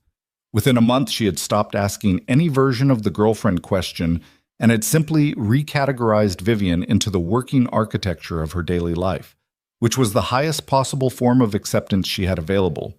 She saved Vivian things, drawings, interesting rocks, specific pieces of information she encountered that she determined Vivian would want to know. She informed Vivian in early October that the tree at the end of the ferry road needed a name, and Vivian had said it should be the child's decision, and Maya had deliberated for 4 days and then announced that its name was Gerald. Gerald, Landon had repeated. He looks like a Gerald, Maya said, and that was the end of it. Vivian had bought a small painted stone and placed it near the base of Gerald, which Maya had received with a solemnity that suggested the gesture had been correctly calibrated. These were the things that accumulated, not the significant moments, or not only those, but the small, specific, unremarkable ones that don't make it into any summary of a relationship but are, in practice, what the relationship is made of. It was not perfect. Landon would have been suspicious of perfect, would have felt the absence of friction as evidence of something withheld rather than something whole. There were evenings that were just hard for reasons neither of them had caused. The kind of hard that comes from two people who each carried their own weight, and sometimes, when those weights landed in the same space at the same time, the space got heavy. There were nights when he was quieter than she needed, and mornings when she was more somewhere else than he could reach. There was a Tuesday in October when they'd had a genuine argument, not a blow-up, not dramatic, but an argument with edges, about something that started as a practical disagreement about plans and arrived, as arguments between people who know each other well tend to arrive at something beneath the practical. It had started with a fundraising dinner. Vivian's firm held one annually, a formal event, the kind that had a dress code and a guest list and a table arrangement that reflected the professional architecture of her world. She'd mentioned it to Landon in passing, a week in advance, with the slightly careful phrasing of someone who was deciding how to frame an invitation without making it sound like a requirement. "It's not mandatory that you come," she said. "It's not a thing I need, but I'd like you to be there, if you're comfortable with it." He'd said yes. He'd meant it when he said it. Then he'd spent the following week thinking about what that room would look like, and who would be in it, and what version of himself he was going to present in a space that was entirely hers, her world, her people, her environment. And somewhere in that week, the yes had started to develop complications he hadn't anticipated when he gave it. He showed up at the event in the suit he owned, which was a good suit but which he recognized. The moment he walked into the venue was not the language of this particular room. Not poorly dressed, just visibly not native. The room was the kind of room that had its own gravity, tall ceilings, the kind of lighting that cost money, 200 people who moved through the space with the ease of people for whom this was Tuesday. Vivian found him near the entrance. She was in a dark green dress that was simple and expensive in the way that simple and expensive things are, and she looked at him with genuine warmth and took his arm and said, "I'm glad you came." He said, "Yeah." She heard something in the "yeah," because she always heard the things in the things he said. But this was not the place, and she was the host in this room.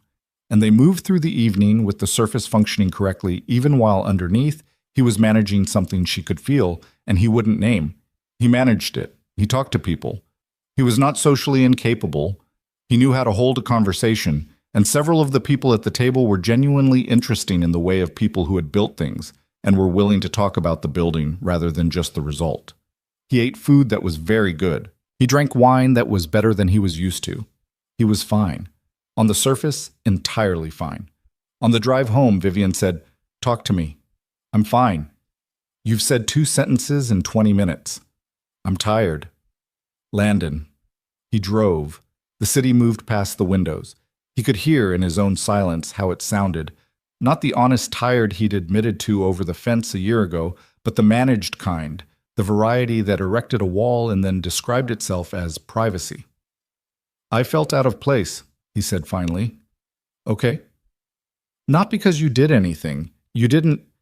He shook his head. You were good the whole night. That room is not my room. And I kept thinking about how you move through it like it's nothing, and I'm over there trying to figure out which fork I'm supposed to be using. He heard himself, and it sounded smaller than it felt, which was the problem with saying true things. They didn't always translate with their original weight. There were 3 forks, Vivian said. I know. You used them correctly. I looked it up beforehand. She was quiet for a moment. Then, you looked up the fork order. 2 days ago, I watched a video. He could hear her deciding whether to smile, which she didn't allow, but it was audible in the quality of the silence. Landon, I don't care about the forks. I know you don't. That's not the point. Then what is? He turned onto the highway. The headlights reached into the dark ahead of them. The point is that your life has parts in it that I don't belong in naturally. And I can learn forks, and I can wear the suit, and I can hold the conversation. But I don't come from that world, and I'm never going to feel like I belong in it the way you do. And I guess I'm trying to figure out if that's ever going to... He stopped. If it becomes a thing. Vivian was quiet long enough that he glanced sideways at her. She was looking at the road ahead, her hands folded in her lap, and her expression was the particular one she had when she was choosing her words with genuine care, not performing deliberateness, actually doing it. I need to tell you something, she said. Okay. That room tonight, the fundraiser, the people in it, the whole architecture of it, that is a part of my professional life that I am required to maintain. It is not... She paused.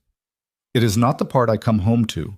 It is not the part that I am choosing when I choose what my actual life looks like. She turned to look at him. I left a world that was entirely that room. That was the whole world. The events and the dinners and the networking and the version of yourself you project in those spaces.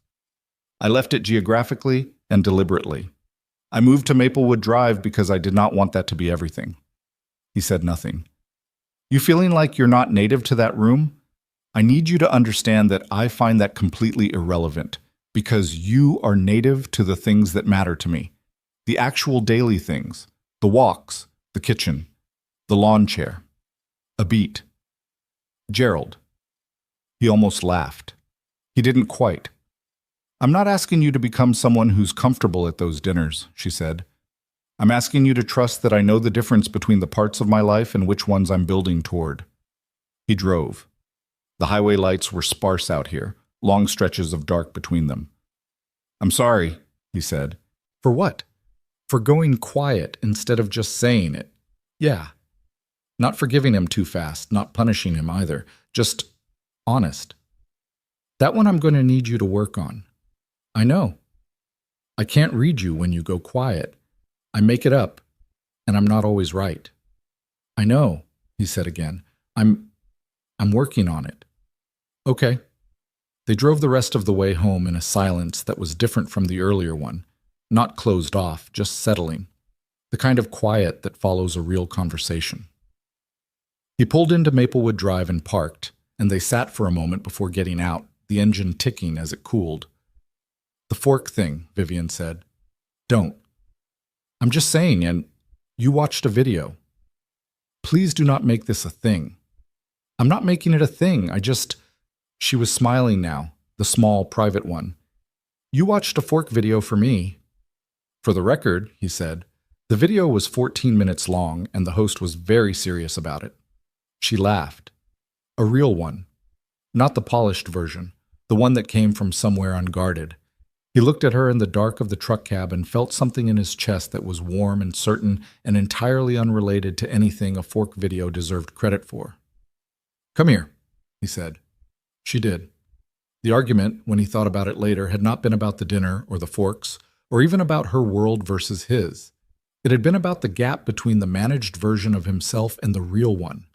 The gap that kept appearing in specific moments. The one that required him to choose, repeatedly, whether to close it or maintain it. He was getting better at closing it. Not consistently, not naturally yet, but better. It was the kind of progress that didn't look like much from the outside and felt, from the inside, like moving through something with resistance. Vivian was patient with it in the specific way of someone who understood resistance from the inside, who had done their own work on their own gaps, and who therefore didn't treat his as a problem to be solved quickly. November arrived.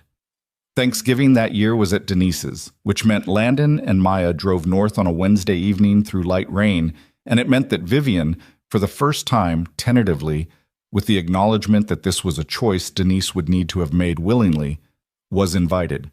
Denise had made the offer herself. That was how Landon knew something had shifted between the two of them, because Denise did not extend her Thanksgiving table to people she was reserving judgment on. She extended it to people she had made a decision about, and the decision was usually, once made, permanent. Vivian had said yes with the careful honesty of someone who understood what the invitation meant and did not take it lightly. She'd asked Landon, the night before, what Denise's family was like, what the house was like, what the day was usually like, not nervously, but genuinely.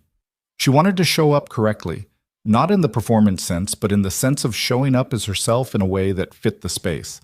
He described Denise's house, loud, cluttered with the comfortable evidence of 2 kids and a dog, a kitchen that always had 3 things going simultaneously, and a table that was never quite big enough for everyone invited. He described Denise's husband, Ray, who was a retired high school football coach and communicated primarily in sports metaphors and genuine warmth. He'd described Denise herself, direct, fiercely loving, the kind of person who didn't do pleasantries as a substitute for connection. Vivian had listened to all of this and said, "Okay, I can do that." She had, as it turned out, done considerably more than that. She had arrived with a pie, not a store-bought one, an actual pie that she had made, which Landon had not known she was capable of, and which she had not mentioned, appearing at his door Thanksgiving morning with it wrapped in a dish towel and a look that said she was not inviting comment on the pie's existence. "You made a pie," he said. "I made an attempt at a pie." She looked at it. It's structurally sound. At Denise's, the pie had been received with the kind of enthusiasm that pies inspire in houses with children, which is to say, immediately and without ceremony.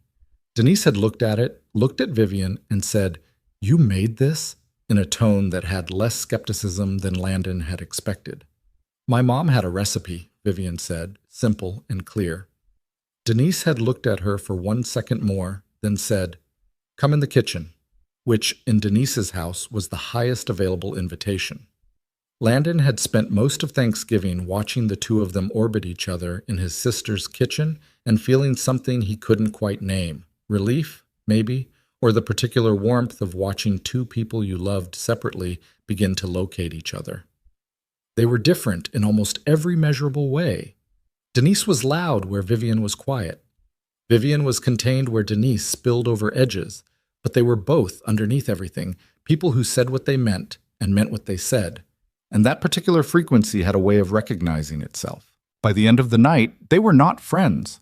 That took longer, took more ordinary time than a single holiday, but they were something. The beginning of something that had its own shape and didn't need him in the middle of it, which was the specific version he'd hoped for. Maya had fallen asleep in the car on the way home, boneless and entirely finished with the day in the way of children who had extracted everything available from an experience. Vivian rode back with them, and in the dark of the car with Maya asleep in the back seat, she put her hand on the center console, palm up, without saying anything, and he put his hand in hers and drove the rest of the way home one-handed through the November dark. They didn't talk much. The day had been full enough. Sometimes full days earned their quiet endings. December arrived, and with it the anniversary of the tape night, a year since he'd knocked on her door at midnight for something minor and stayed for something that, in retrospect, had been more significant than either of them had named at the time. He hadn't planned to acknowledge it.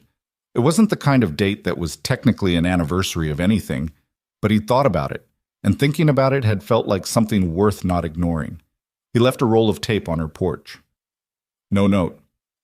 She texted him 20 minutes after he'd done it. "Is this a joke or a gesture?" He texted back. "Both." She sent back a single laughing emoji, which she almost never used, And then, "Come over." He went over. She had tea already made. She'd started making 2 mugs whenever she heard him coming, which was a small domestic thing that hit him somewhere soft every time he registered it.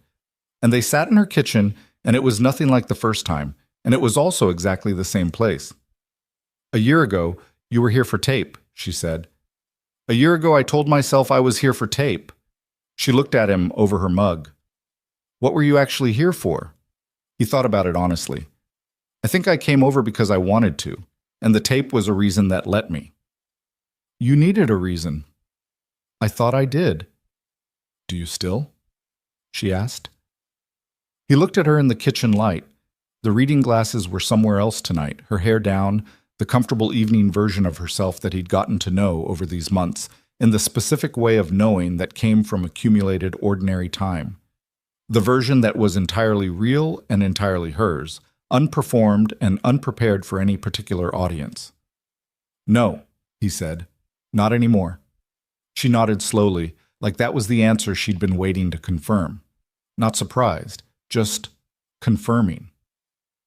The weeks between December and the new year were the kind of weeks that stretched slightly in memory even as they moved quickly in real time. Christmas at his house with Maya and Denise's family, Vivian there too, in the fully integrated way of someone who had stopped being a guest and become a fixture.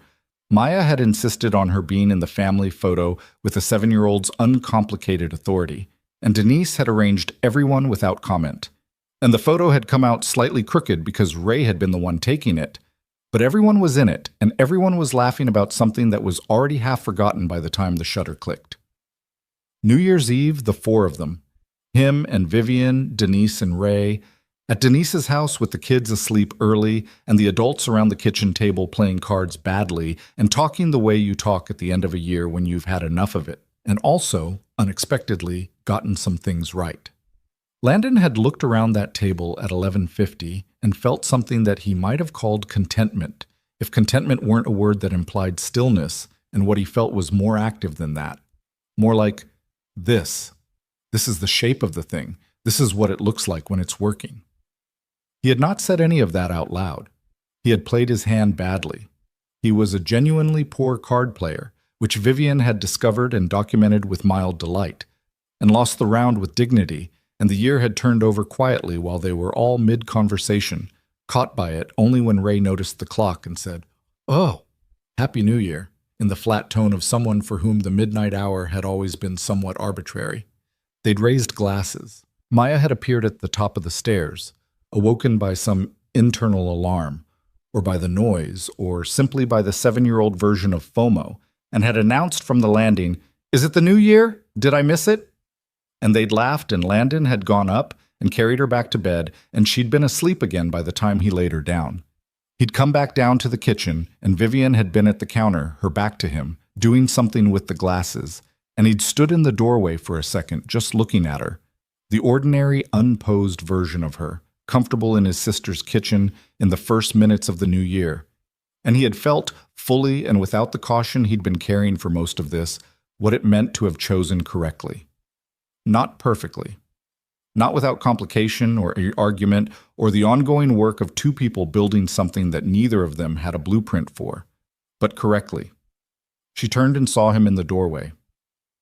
"What?" she said. "Nothing," he said. "Just looking." She looked at him with that reading expression. "You have a face." "I don't have a face." "You have the face you had at the Uno table." That was a completely different face. It really wasn't. He crossed the kitchen.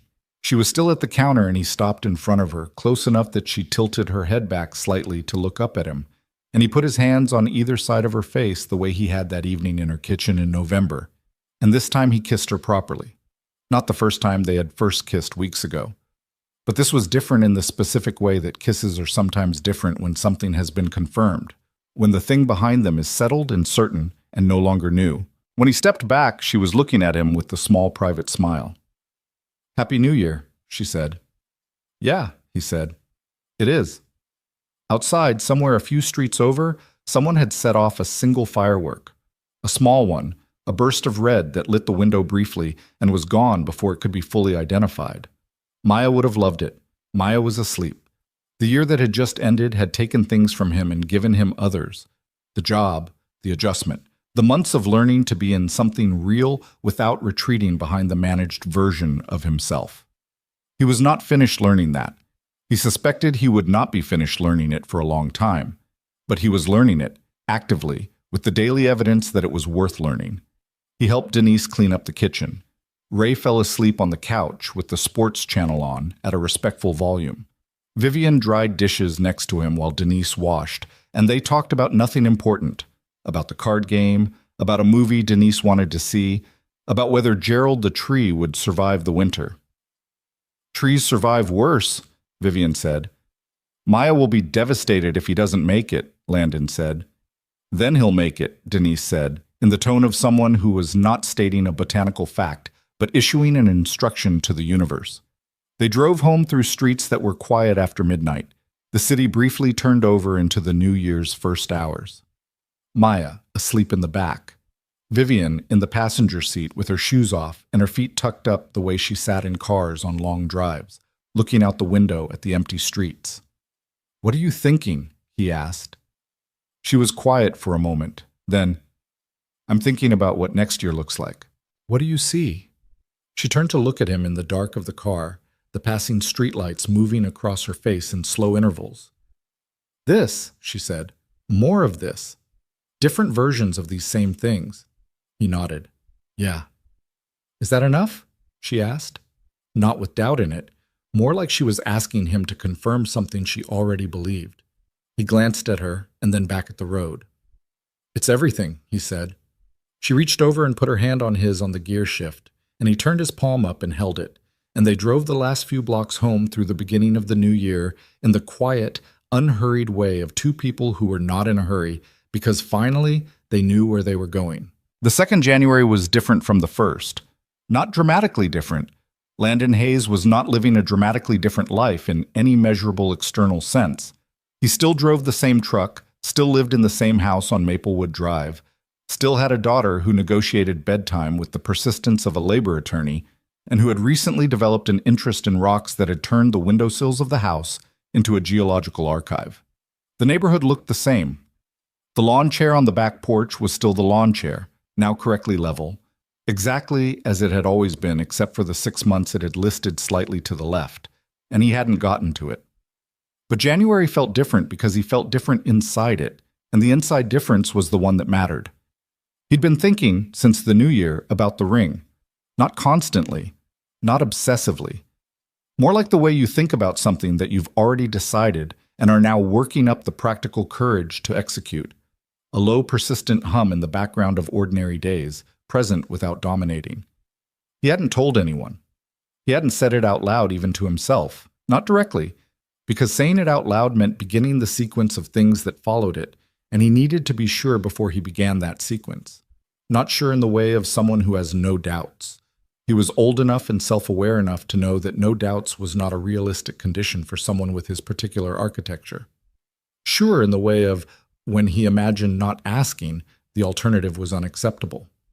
That test, run quietly in February, had given him a clear answer.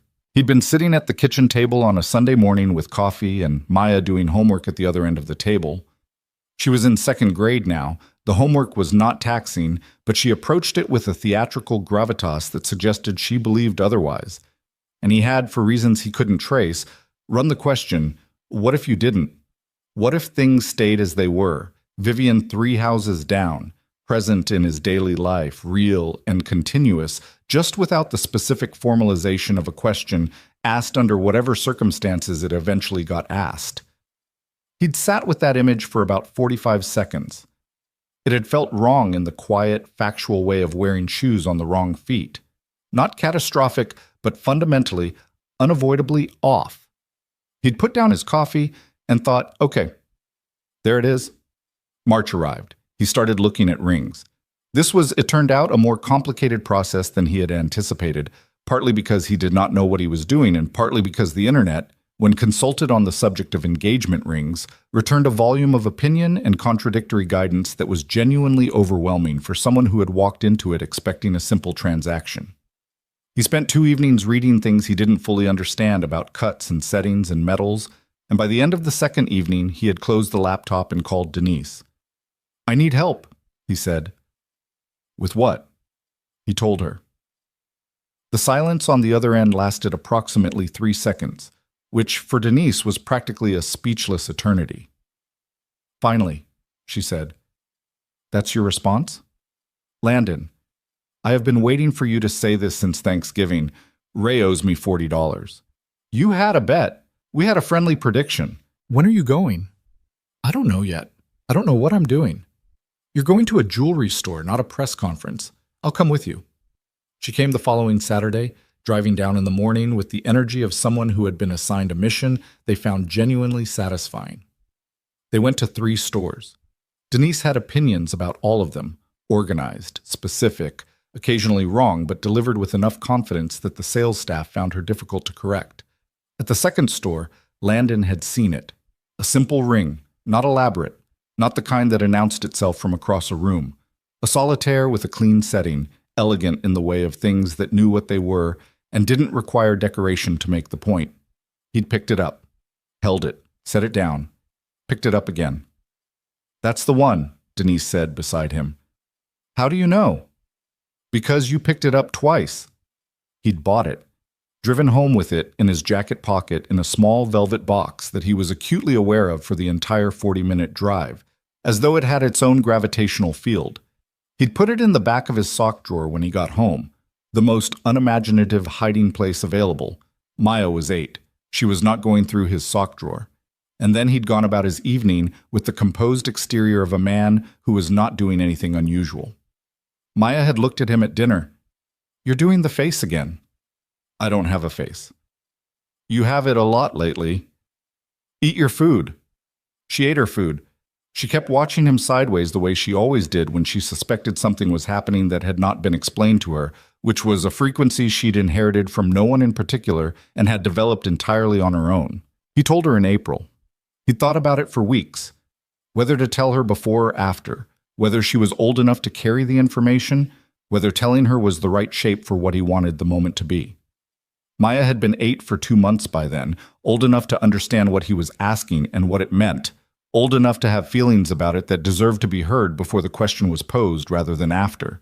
He sat on the edge of her bed on a Tuesday night after her homework was done, and the room was in its habitual state of organized chaos, rocks on the windowsill and drawings pinned to the wall, and Gerald-related research materials on the desk. She had, over the winter, developed a comprehensive personal file on the tree's health and seasonal changes, which she updated with the dedication of a scientist and the aesthetic of someone who drew flowers in the margins. "I need to talk to you about something," he said. She looked up from the book she was reading. Something in his tone had correctly communicated the weight of it because she set the book down without being asked. "Is it about Vivian?" she said. "Yeah?" She waited. He told her he wanted to ask Vivian to marry him. He used the plain words, no softening, no age translation, because Maya had always responded better to the real version than to the managed one. He told her that Vivian would be part of their family in a way that was different from the way she was already. More permanent, more official, but also just more. He told her that nothing about her place in his life or in Vivian's life would shrink, that she wasn't being asked to make room. The space was getting larger, not redistributed. Maya listened to all of this with the serious, evaluating expression she reserved for things that genuinely required processing. When he finished, she was quiet for a moment. "Does Vivian know?" she asked. "No, that's the point. I'm going to ask her, and she gets to say yes or no."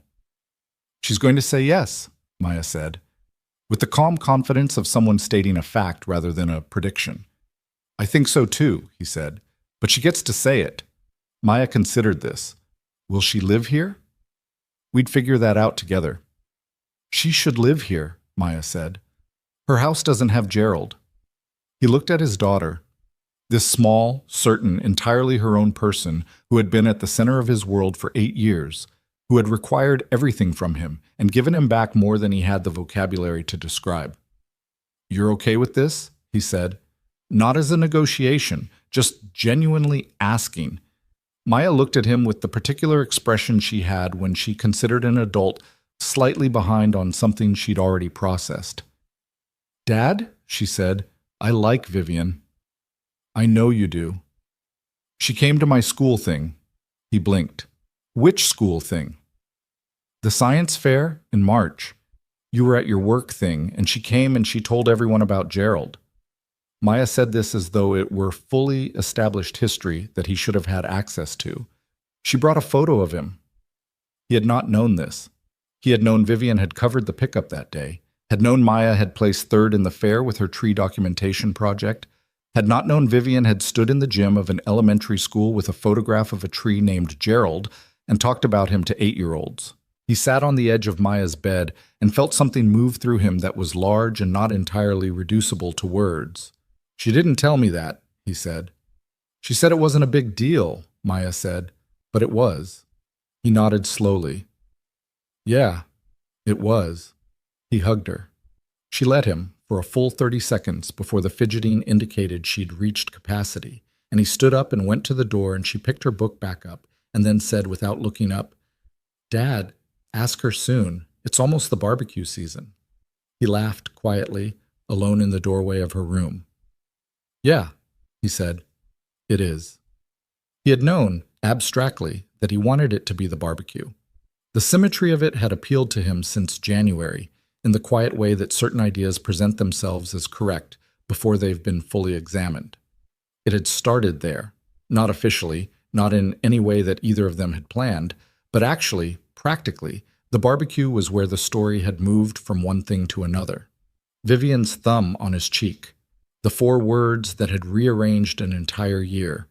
It seemed right that it should come back to that place, that crowd, that particular combination of ordinary people and summer air and the neighborhood that had held both of them separately and then together. He told Vivian nothing. He was not naturally a person who kept things. Not from her, not anymore.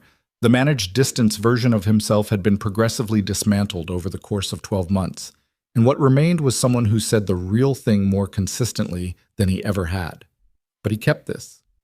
Not because it required secrecy, but because some things earned their moment, and he was not going to spend the intervening weeks diluting it. She noticed, in the way she always noticed, that something was different. She didn't push. That was one of the things he trusted about her. She had the patience to let things arrive in their own time, which was a quality he'd needed in a partner without having known to look for it. May arrived, then June.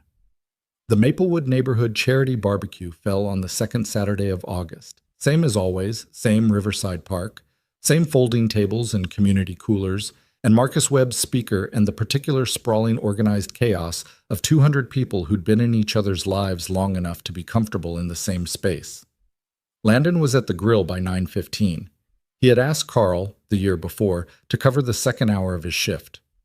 Carl had said why, and Landon had said he needed to step away for something, and Carl had looked at him for a moment with the particular expression of a man who had been watching the situation develop for a year and had strong suspicions, and then said, Yeah, all right, I've got it. The ring was in his front pocket. He'd been aware of it since he put on his jeans that morning, a small, constant weight that was both nothing and everything. The barbecue moved through its usual first hours. Children arrived in packs. The Delgado grandchildren colonized the playground equipment. Patrice Okafor's potato salad arrived in the cement mixing bowl because some traditions were non-negotiable.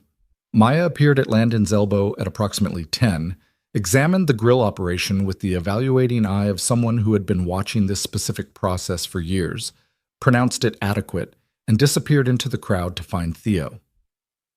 Vivian arrived at 10:30. She walked across the park in a light blue dress, her hair down, carrying a contribution to the dessert table, and she found him behind the grill and looked at him the way she'd been looking at him for over a year now, directly, warmly, with the ease of someone who was completely used to where they stood. She kissed him on the cheek. She smelled like sunscreen and the particular faint thing he associated with her house in summer. "How's the crowd?" she said. "Hungry? When are you off the grill?" "Carl's covering me at 11. She looked at him for a moment. Something in his face, as ever, was readable to her in ways he still hadn't fully mapped. "Okay," she said, and it had the quality of, "I'm filing that." She didn't push. She went to find Patrice. He watched her go and then looked back at the grill and thought, with the calm certainty of someone who had been building toward a thing long enough to arrive at peace with it today. 11 o'clock came. Carl appeared with his tongs, the good tongs Landon had briefed him, and took over the grill with the slightly performative competence of someone who wanted credit for this favor. Landon handed off, wiped his hands on the dish towel, scanned the park. He found Vivian near the blanket where she'd been sitting with Patrice and two other neighbors, and he walked over and she looked up at him when he stopped in front of her with the reading expression already running. "Walk with me," he said. She got up. She said something brief to Patrice. He didn't hear it, and she fell into step beside him, and they moved away from the main gathering, toward the outer edge of the park, where the crowd thinned and the noise softened and the large oak tree stood at the edge of the grass, the way it always had, the way it had been standing in that corner of Riverside Park since before anyone on Maplewood Drive had arrived there. Patrice had seen them go. And Carl. And Denise, who had driven down for the barbecue this year, which she had never done before, and who was standing near the beverage table with Ray and was very deliberately not watching them in the way of someone who was watching them extremely carefully. Maya, somewhere in the park, was also not watching, with the focused inattention of someone who had been briefed. Under the oak tree, the noise of the barbecue was a soft background thing, present but not dominant, the sound of the neighborhood going about the business of being itself on a Saturday in August. Vivian stopped beside him under the branches. She looked at him with the full, steady attention she gave to things that mattered. She was not nervous, or if she was holding it the way she held most things, in a way that didn't announce itself. But she was paying attention, all of her attention. "Okay," she said quietly. "What is it?" He looked at her. The woman who had moved to Maplewood Drive 26 months before this moment, chosen a house with an overgrown rose bush, decided that this particular street with its cracked sidewalks and nosy neighbors and very ordinary rhythms was where she wanted to build her actual life, who had shown up, persistently and without ceremony, for a man who hadn't been looking and a child who hadn't asked, and who had done it without agenda, without expectation, without any of the architecture of a person trying to get something back. He thought about what he knew about courage. He had learned it, mostly, from her. Not the dramatic version, not the kind that was performed for an audience in a moment that demanded it. The quiet version. The daily version. The courage it took to say, "I hope they do," in plain daylight with barbecue sauce on your thumb, and mean it completely, and then just walk away and let it be what it was. The courage of saying true things before you were sure they'd be received. The courage of waiting for something real without turning the waiting into bitterness. He had borrowed that version of courage, incrementally, over 12 months. He was using the rest of it now. "I've been thinking," he said, "about what my life looked like before you were in it." She was very still. Not a dramatic before. It wasn't bad. I had Maya, I had the house, I had everything I'd built. But there was a part of it that I had accepted was just going to be empty. Not sad empty, just the kind of empty you stop noticing after a while because you've made peace with it. He paused. "And then you showed up with a casserole and left your name on a note, and I thought, good neighbor. And I just kept thinking that for 2 years, and you just kept being there, and I was so busy not looking at it that I almost—" His voice did something briefly. He let it. "I almost missed it," he said. "I almost missed you." Vivian's eyes were bright. She hadn't looked away. "You wiped barbecue sauce off my face in front of 40 people, and you said 4 words, and I spent the next 14 hours realizing that I had been living next to something I loved without knowing I was allowed to love it." He reached into his pocket. "I'm not good at this part. I've told you that. I'm not good at the grand version. I don't have a speech." "You've been doing fine," she said quietly. "I have one question," he said. He had the ring in his hand. He had not gotten down on one knee. They were standing under the oak tree on the edge of a neighborhood barbecue, and he was not a knee-on-the-ground type of person, and somehow that felt right, felt like them, felt like the honest version of the moment rather than the performed one. He held it out in the plain August light, and he looked at her and he said, "Will you marry me?" The barbecue continued its noise behind them. Somewhere, Marcus Webb's speaker was playing something with a good beat. Somewhere, Maya was pretending not to watch from behind Theo and was absolutely watching. Denise had her hand over her mouth near the beverage table in the way of someone who had $40 on the line and had also been waiting for this for considerably longer than that. Vivian looked at the ring. She looked at him. She was crying. Not dramatically, not the kind that required management, just two slow tracks down her face that she didn't bother to stop or address, the way you don't bother with things that don't require action. "Obviously, yes," she said. He laughed. It came out of him without permission. Not the polished version, the real one, the one that came from somewhere relieved and warm and entirely certain. "Obviously?" "Obviously." She was laughing too now, through the tears, which was an excellent combination she was carrying with considerably more grace than most people could have managed. "Landon, it has always been obviously yes." He put the ring on her finger. It fit. He had done reconnaissance on this specific point, had borrowed one of her rings from a jewelry dish on her dresser 3 weeks ago while she was in the shower and taken it to the store to have the size confirmed, which was either very practical or slightly unhinged, and he had decided not to examine which. It fit. She looked at it on her hand for a moment. Then she looked up at him and he put his hands on either side of her face. The same gesture, the one he'd come back to again and again over the past year because it was the version that felt most true, most like saying something without words. And he kissed her under the oak tree in the corner of Riverside Park while the neighborhood barbecue continued around them. When he stepped back, he became aware that they had an audience. Not a polite, distant audience. Maplewood Drive was not a polite, distant neighborhood. Patrice Okafor was standing approximately 12 feet away with her hands clasped in an expression of profound personal satisfaction, as though this outcome was something she had personally engineered, which, in the small ways of neighborhoods, was not entirely false. Carl was applauding. Marcus had redirected the speaker. The music had changed to something slower and deliberately romantic, which was the most Marcus Webb gesture possible and somehow entirely right. Denise was crying in the undisguised way of someone who had absolutely earned it, with Ray's arm around her shoulders and $40 presumably no longer in question. And Maya was standing at the edge of the gathering, close enough that she was clearly part of it, far enough that she was maintaining a sliver of personal dignity with Theo beside her. She was watching her father and Vivian with an expression he recognized, the same evaluating look she'd had since she was 4, the one that ran the calculation and then delivered the verdict. He looked at her across the small distance. She looked back. Then she gave him a very small, decisive nod, the kind that meant, yes, good. You got there. He had been getting there, he realized, for longer than the 14 hours after the barbecue sauce incident, longer than the 2 years on Maplewood Drive, longer than he'd understood at the time. He had been, in the accumulating way of a life lived with some attention and some stumbling and the occasional grace of the right person in the right house 3 doors down, getting there for a long time. The rest of the barbecue was what it was, loud and warm and full of the particular noise of people who were happy in the uncomplicated way of a Saturday afternoon in summer, who had just watched one of their own do something true and were standing in it together. Vivian had the ring on her hand, and Patrice looked at it approximately 4 times in the first hour, and each time with the same expression, as though it were new each viewing. Denise hugged Vivian for a long time without saying anything, which, for Denise, was the loudest possible declaration.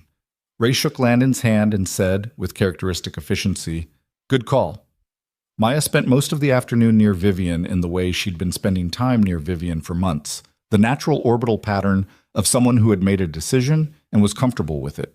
At one point, Landon saw them sitting together on the grass near the edge of the park, slightly apart from the crowd, and Vivian was showing Maya something on the ground, a rock or an insect or something else small and worth examining. And Maya was leaning in with the focused attention she gave to things she considered worth her time. He stood with his plate of food and watched them and felt something that did not have a clean name. Not just love, though it was that. Not just gratitude, though it was that too. Something more like recognition. The recognition of having arrived somewhere that had been, without his knowing, the destination all along. He thought about what his life had tried to teach him, across the specific years of it. The lesson had not arrived cleanly or on schedule.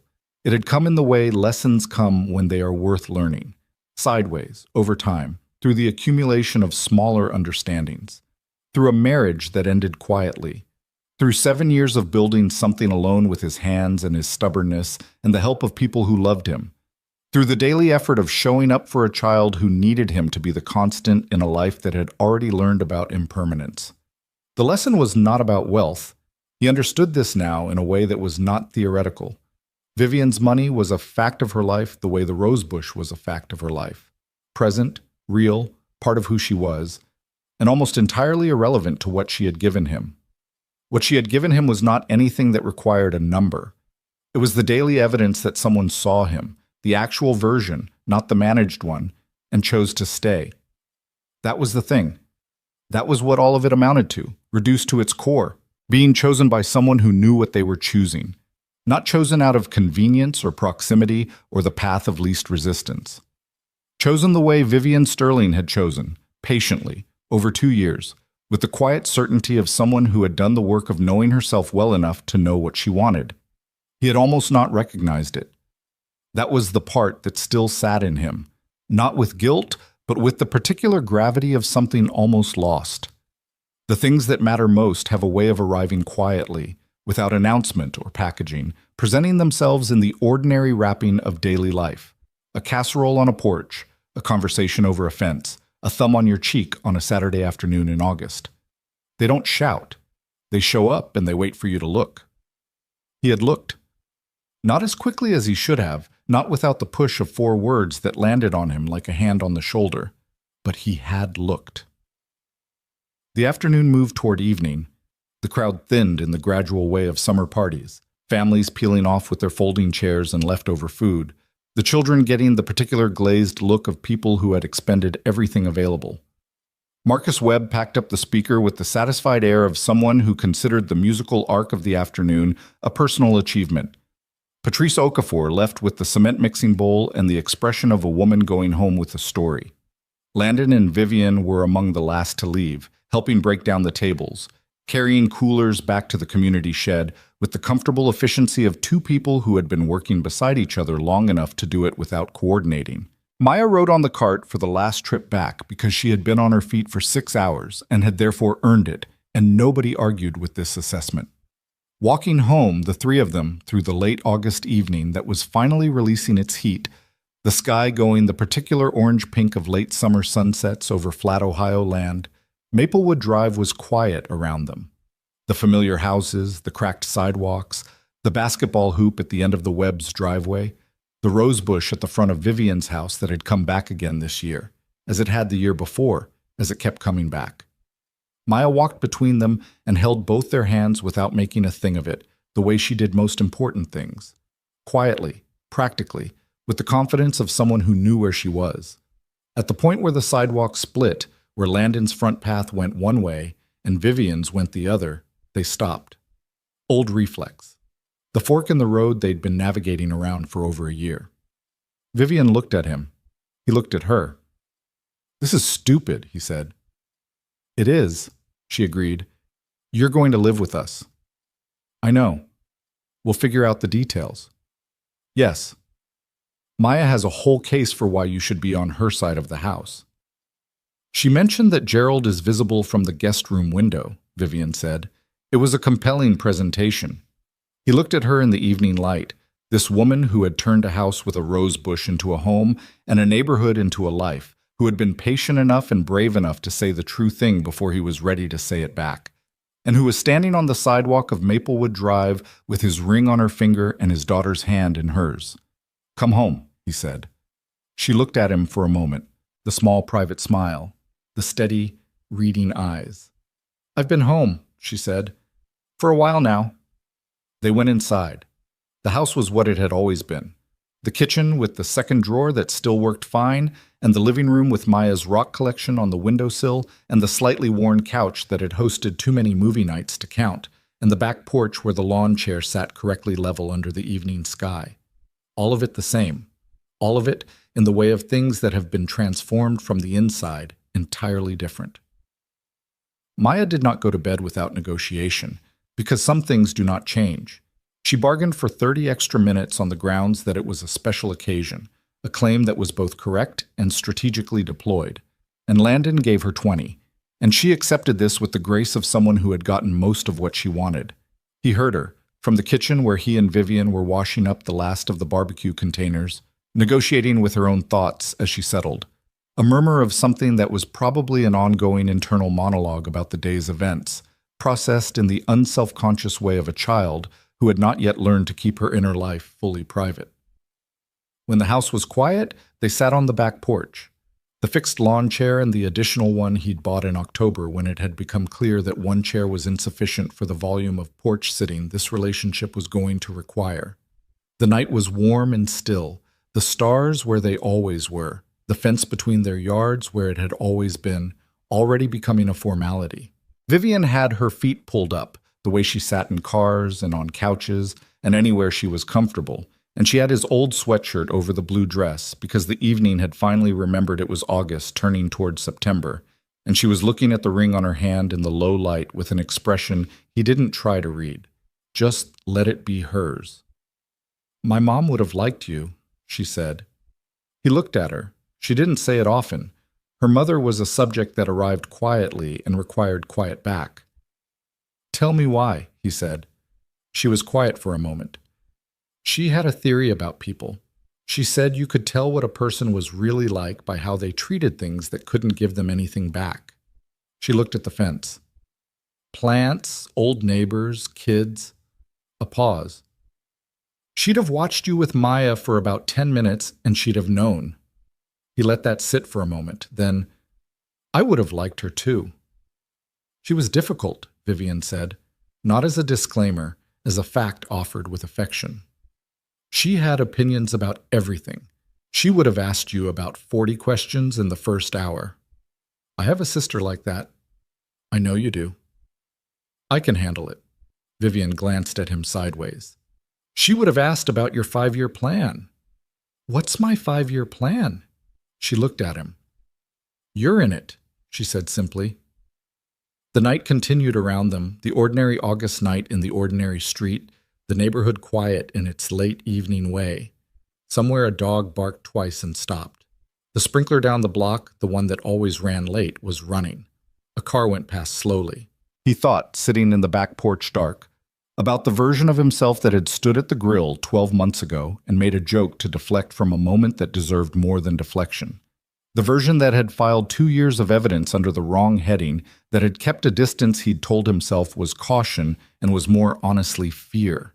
The version that sat in parking lots processing bad news alone and told himself that was just how he operated, that the alone part was simply a feature of his particular character. That version had not been wrong exactly. It had just been incomplete. Missing the part about what happened when you stopped maintaining the distance and let the real thing arrive. The real thing was sitting beside him on the back porch in his old sweatshirt with her feet pulled up, and she had said obviously yes in front of half the neighborhood without hesitation. And she had gone to an elementary school science fair in March with a photograph of a tree named Gerald, and she had handed him tape at midnight and made him mediocre pasta and told him the true thing even when the true thing was inconvenient.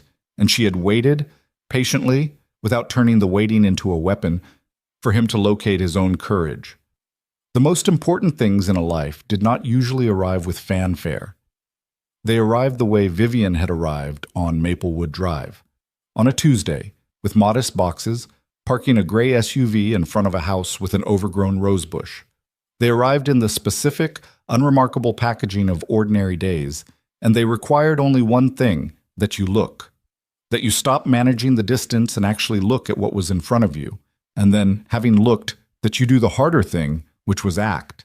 He had acted. Late, imperfect, with a fork video and a borrowed level and one very good decision made in the parking lot of a jewelry store on a Saturday morning with his sister beside him. It was enough. Vivian reached over in the dark and took his hand. He held it. The porch was quiet. Inside, Maya was asleep or close to it. The house settled around her in its familiar way. The fence line was still there, technically, the property boundary that had defined the border between their 2 separate lives for 2 years. But borders were just lines on a map. The actual territory had already changed. He looked at the sky and the night and the woman beside him. The most valuable thing in a life was not a number in an account or a title on a door or the kind of success that could be summarized on a single page. It was this: the person beside you at the end of a long day, the one who knew the actual version and had chosen it, specifically and deliberately, over every other available option, the one who was already home.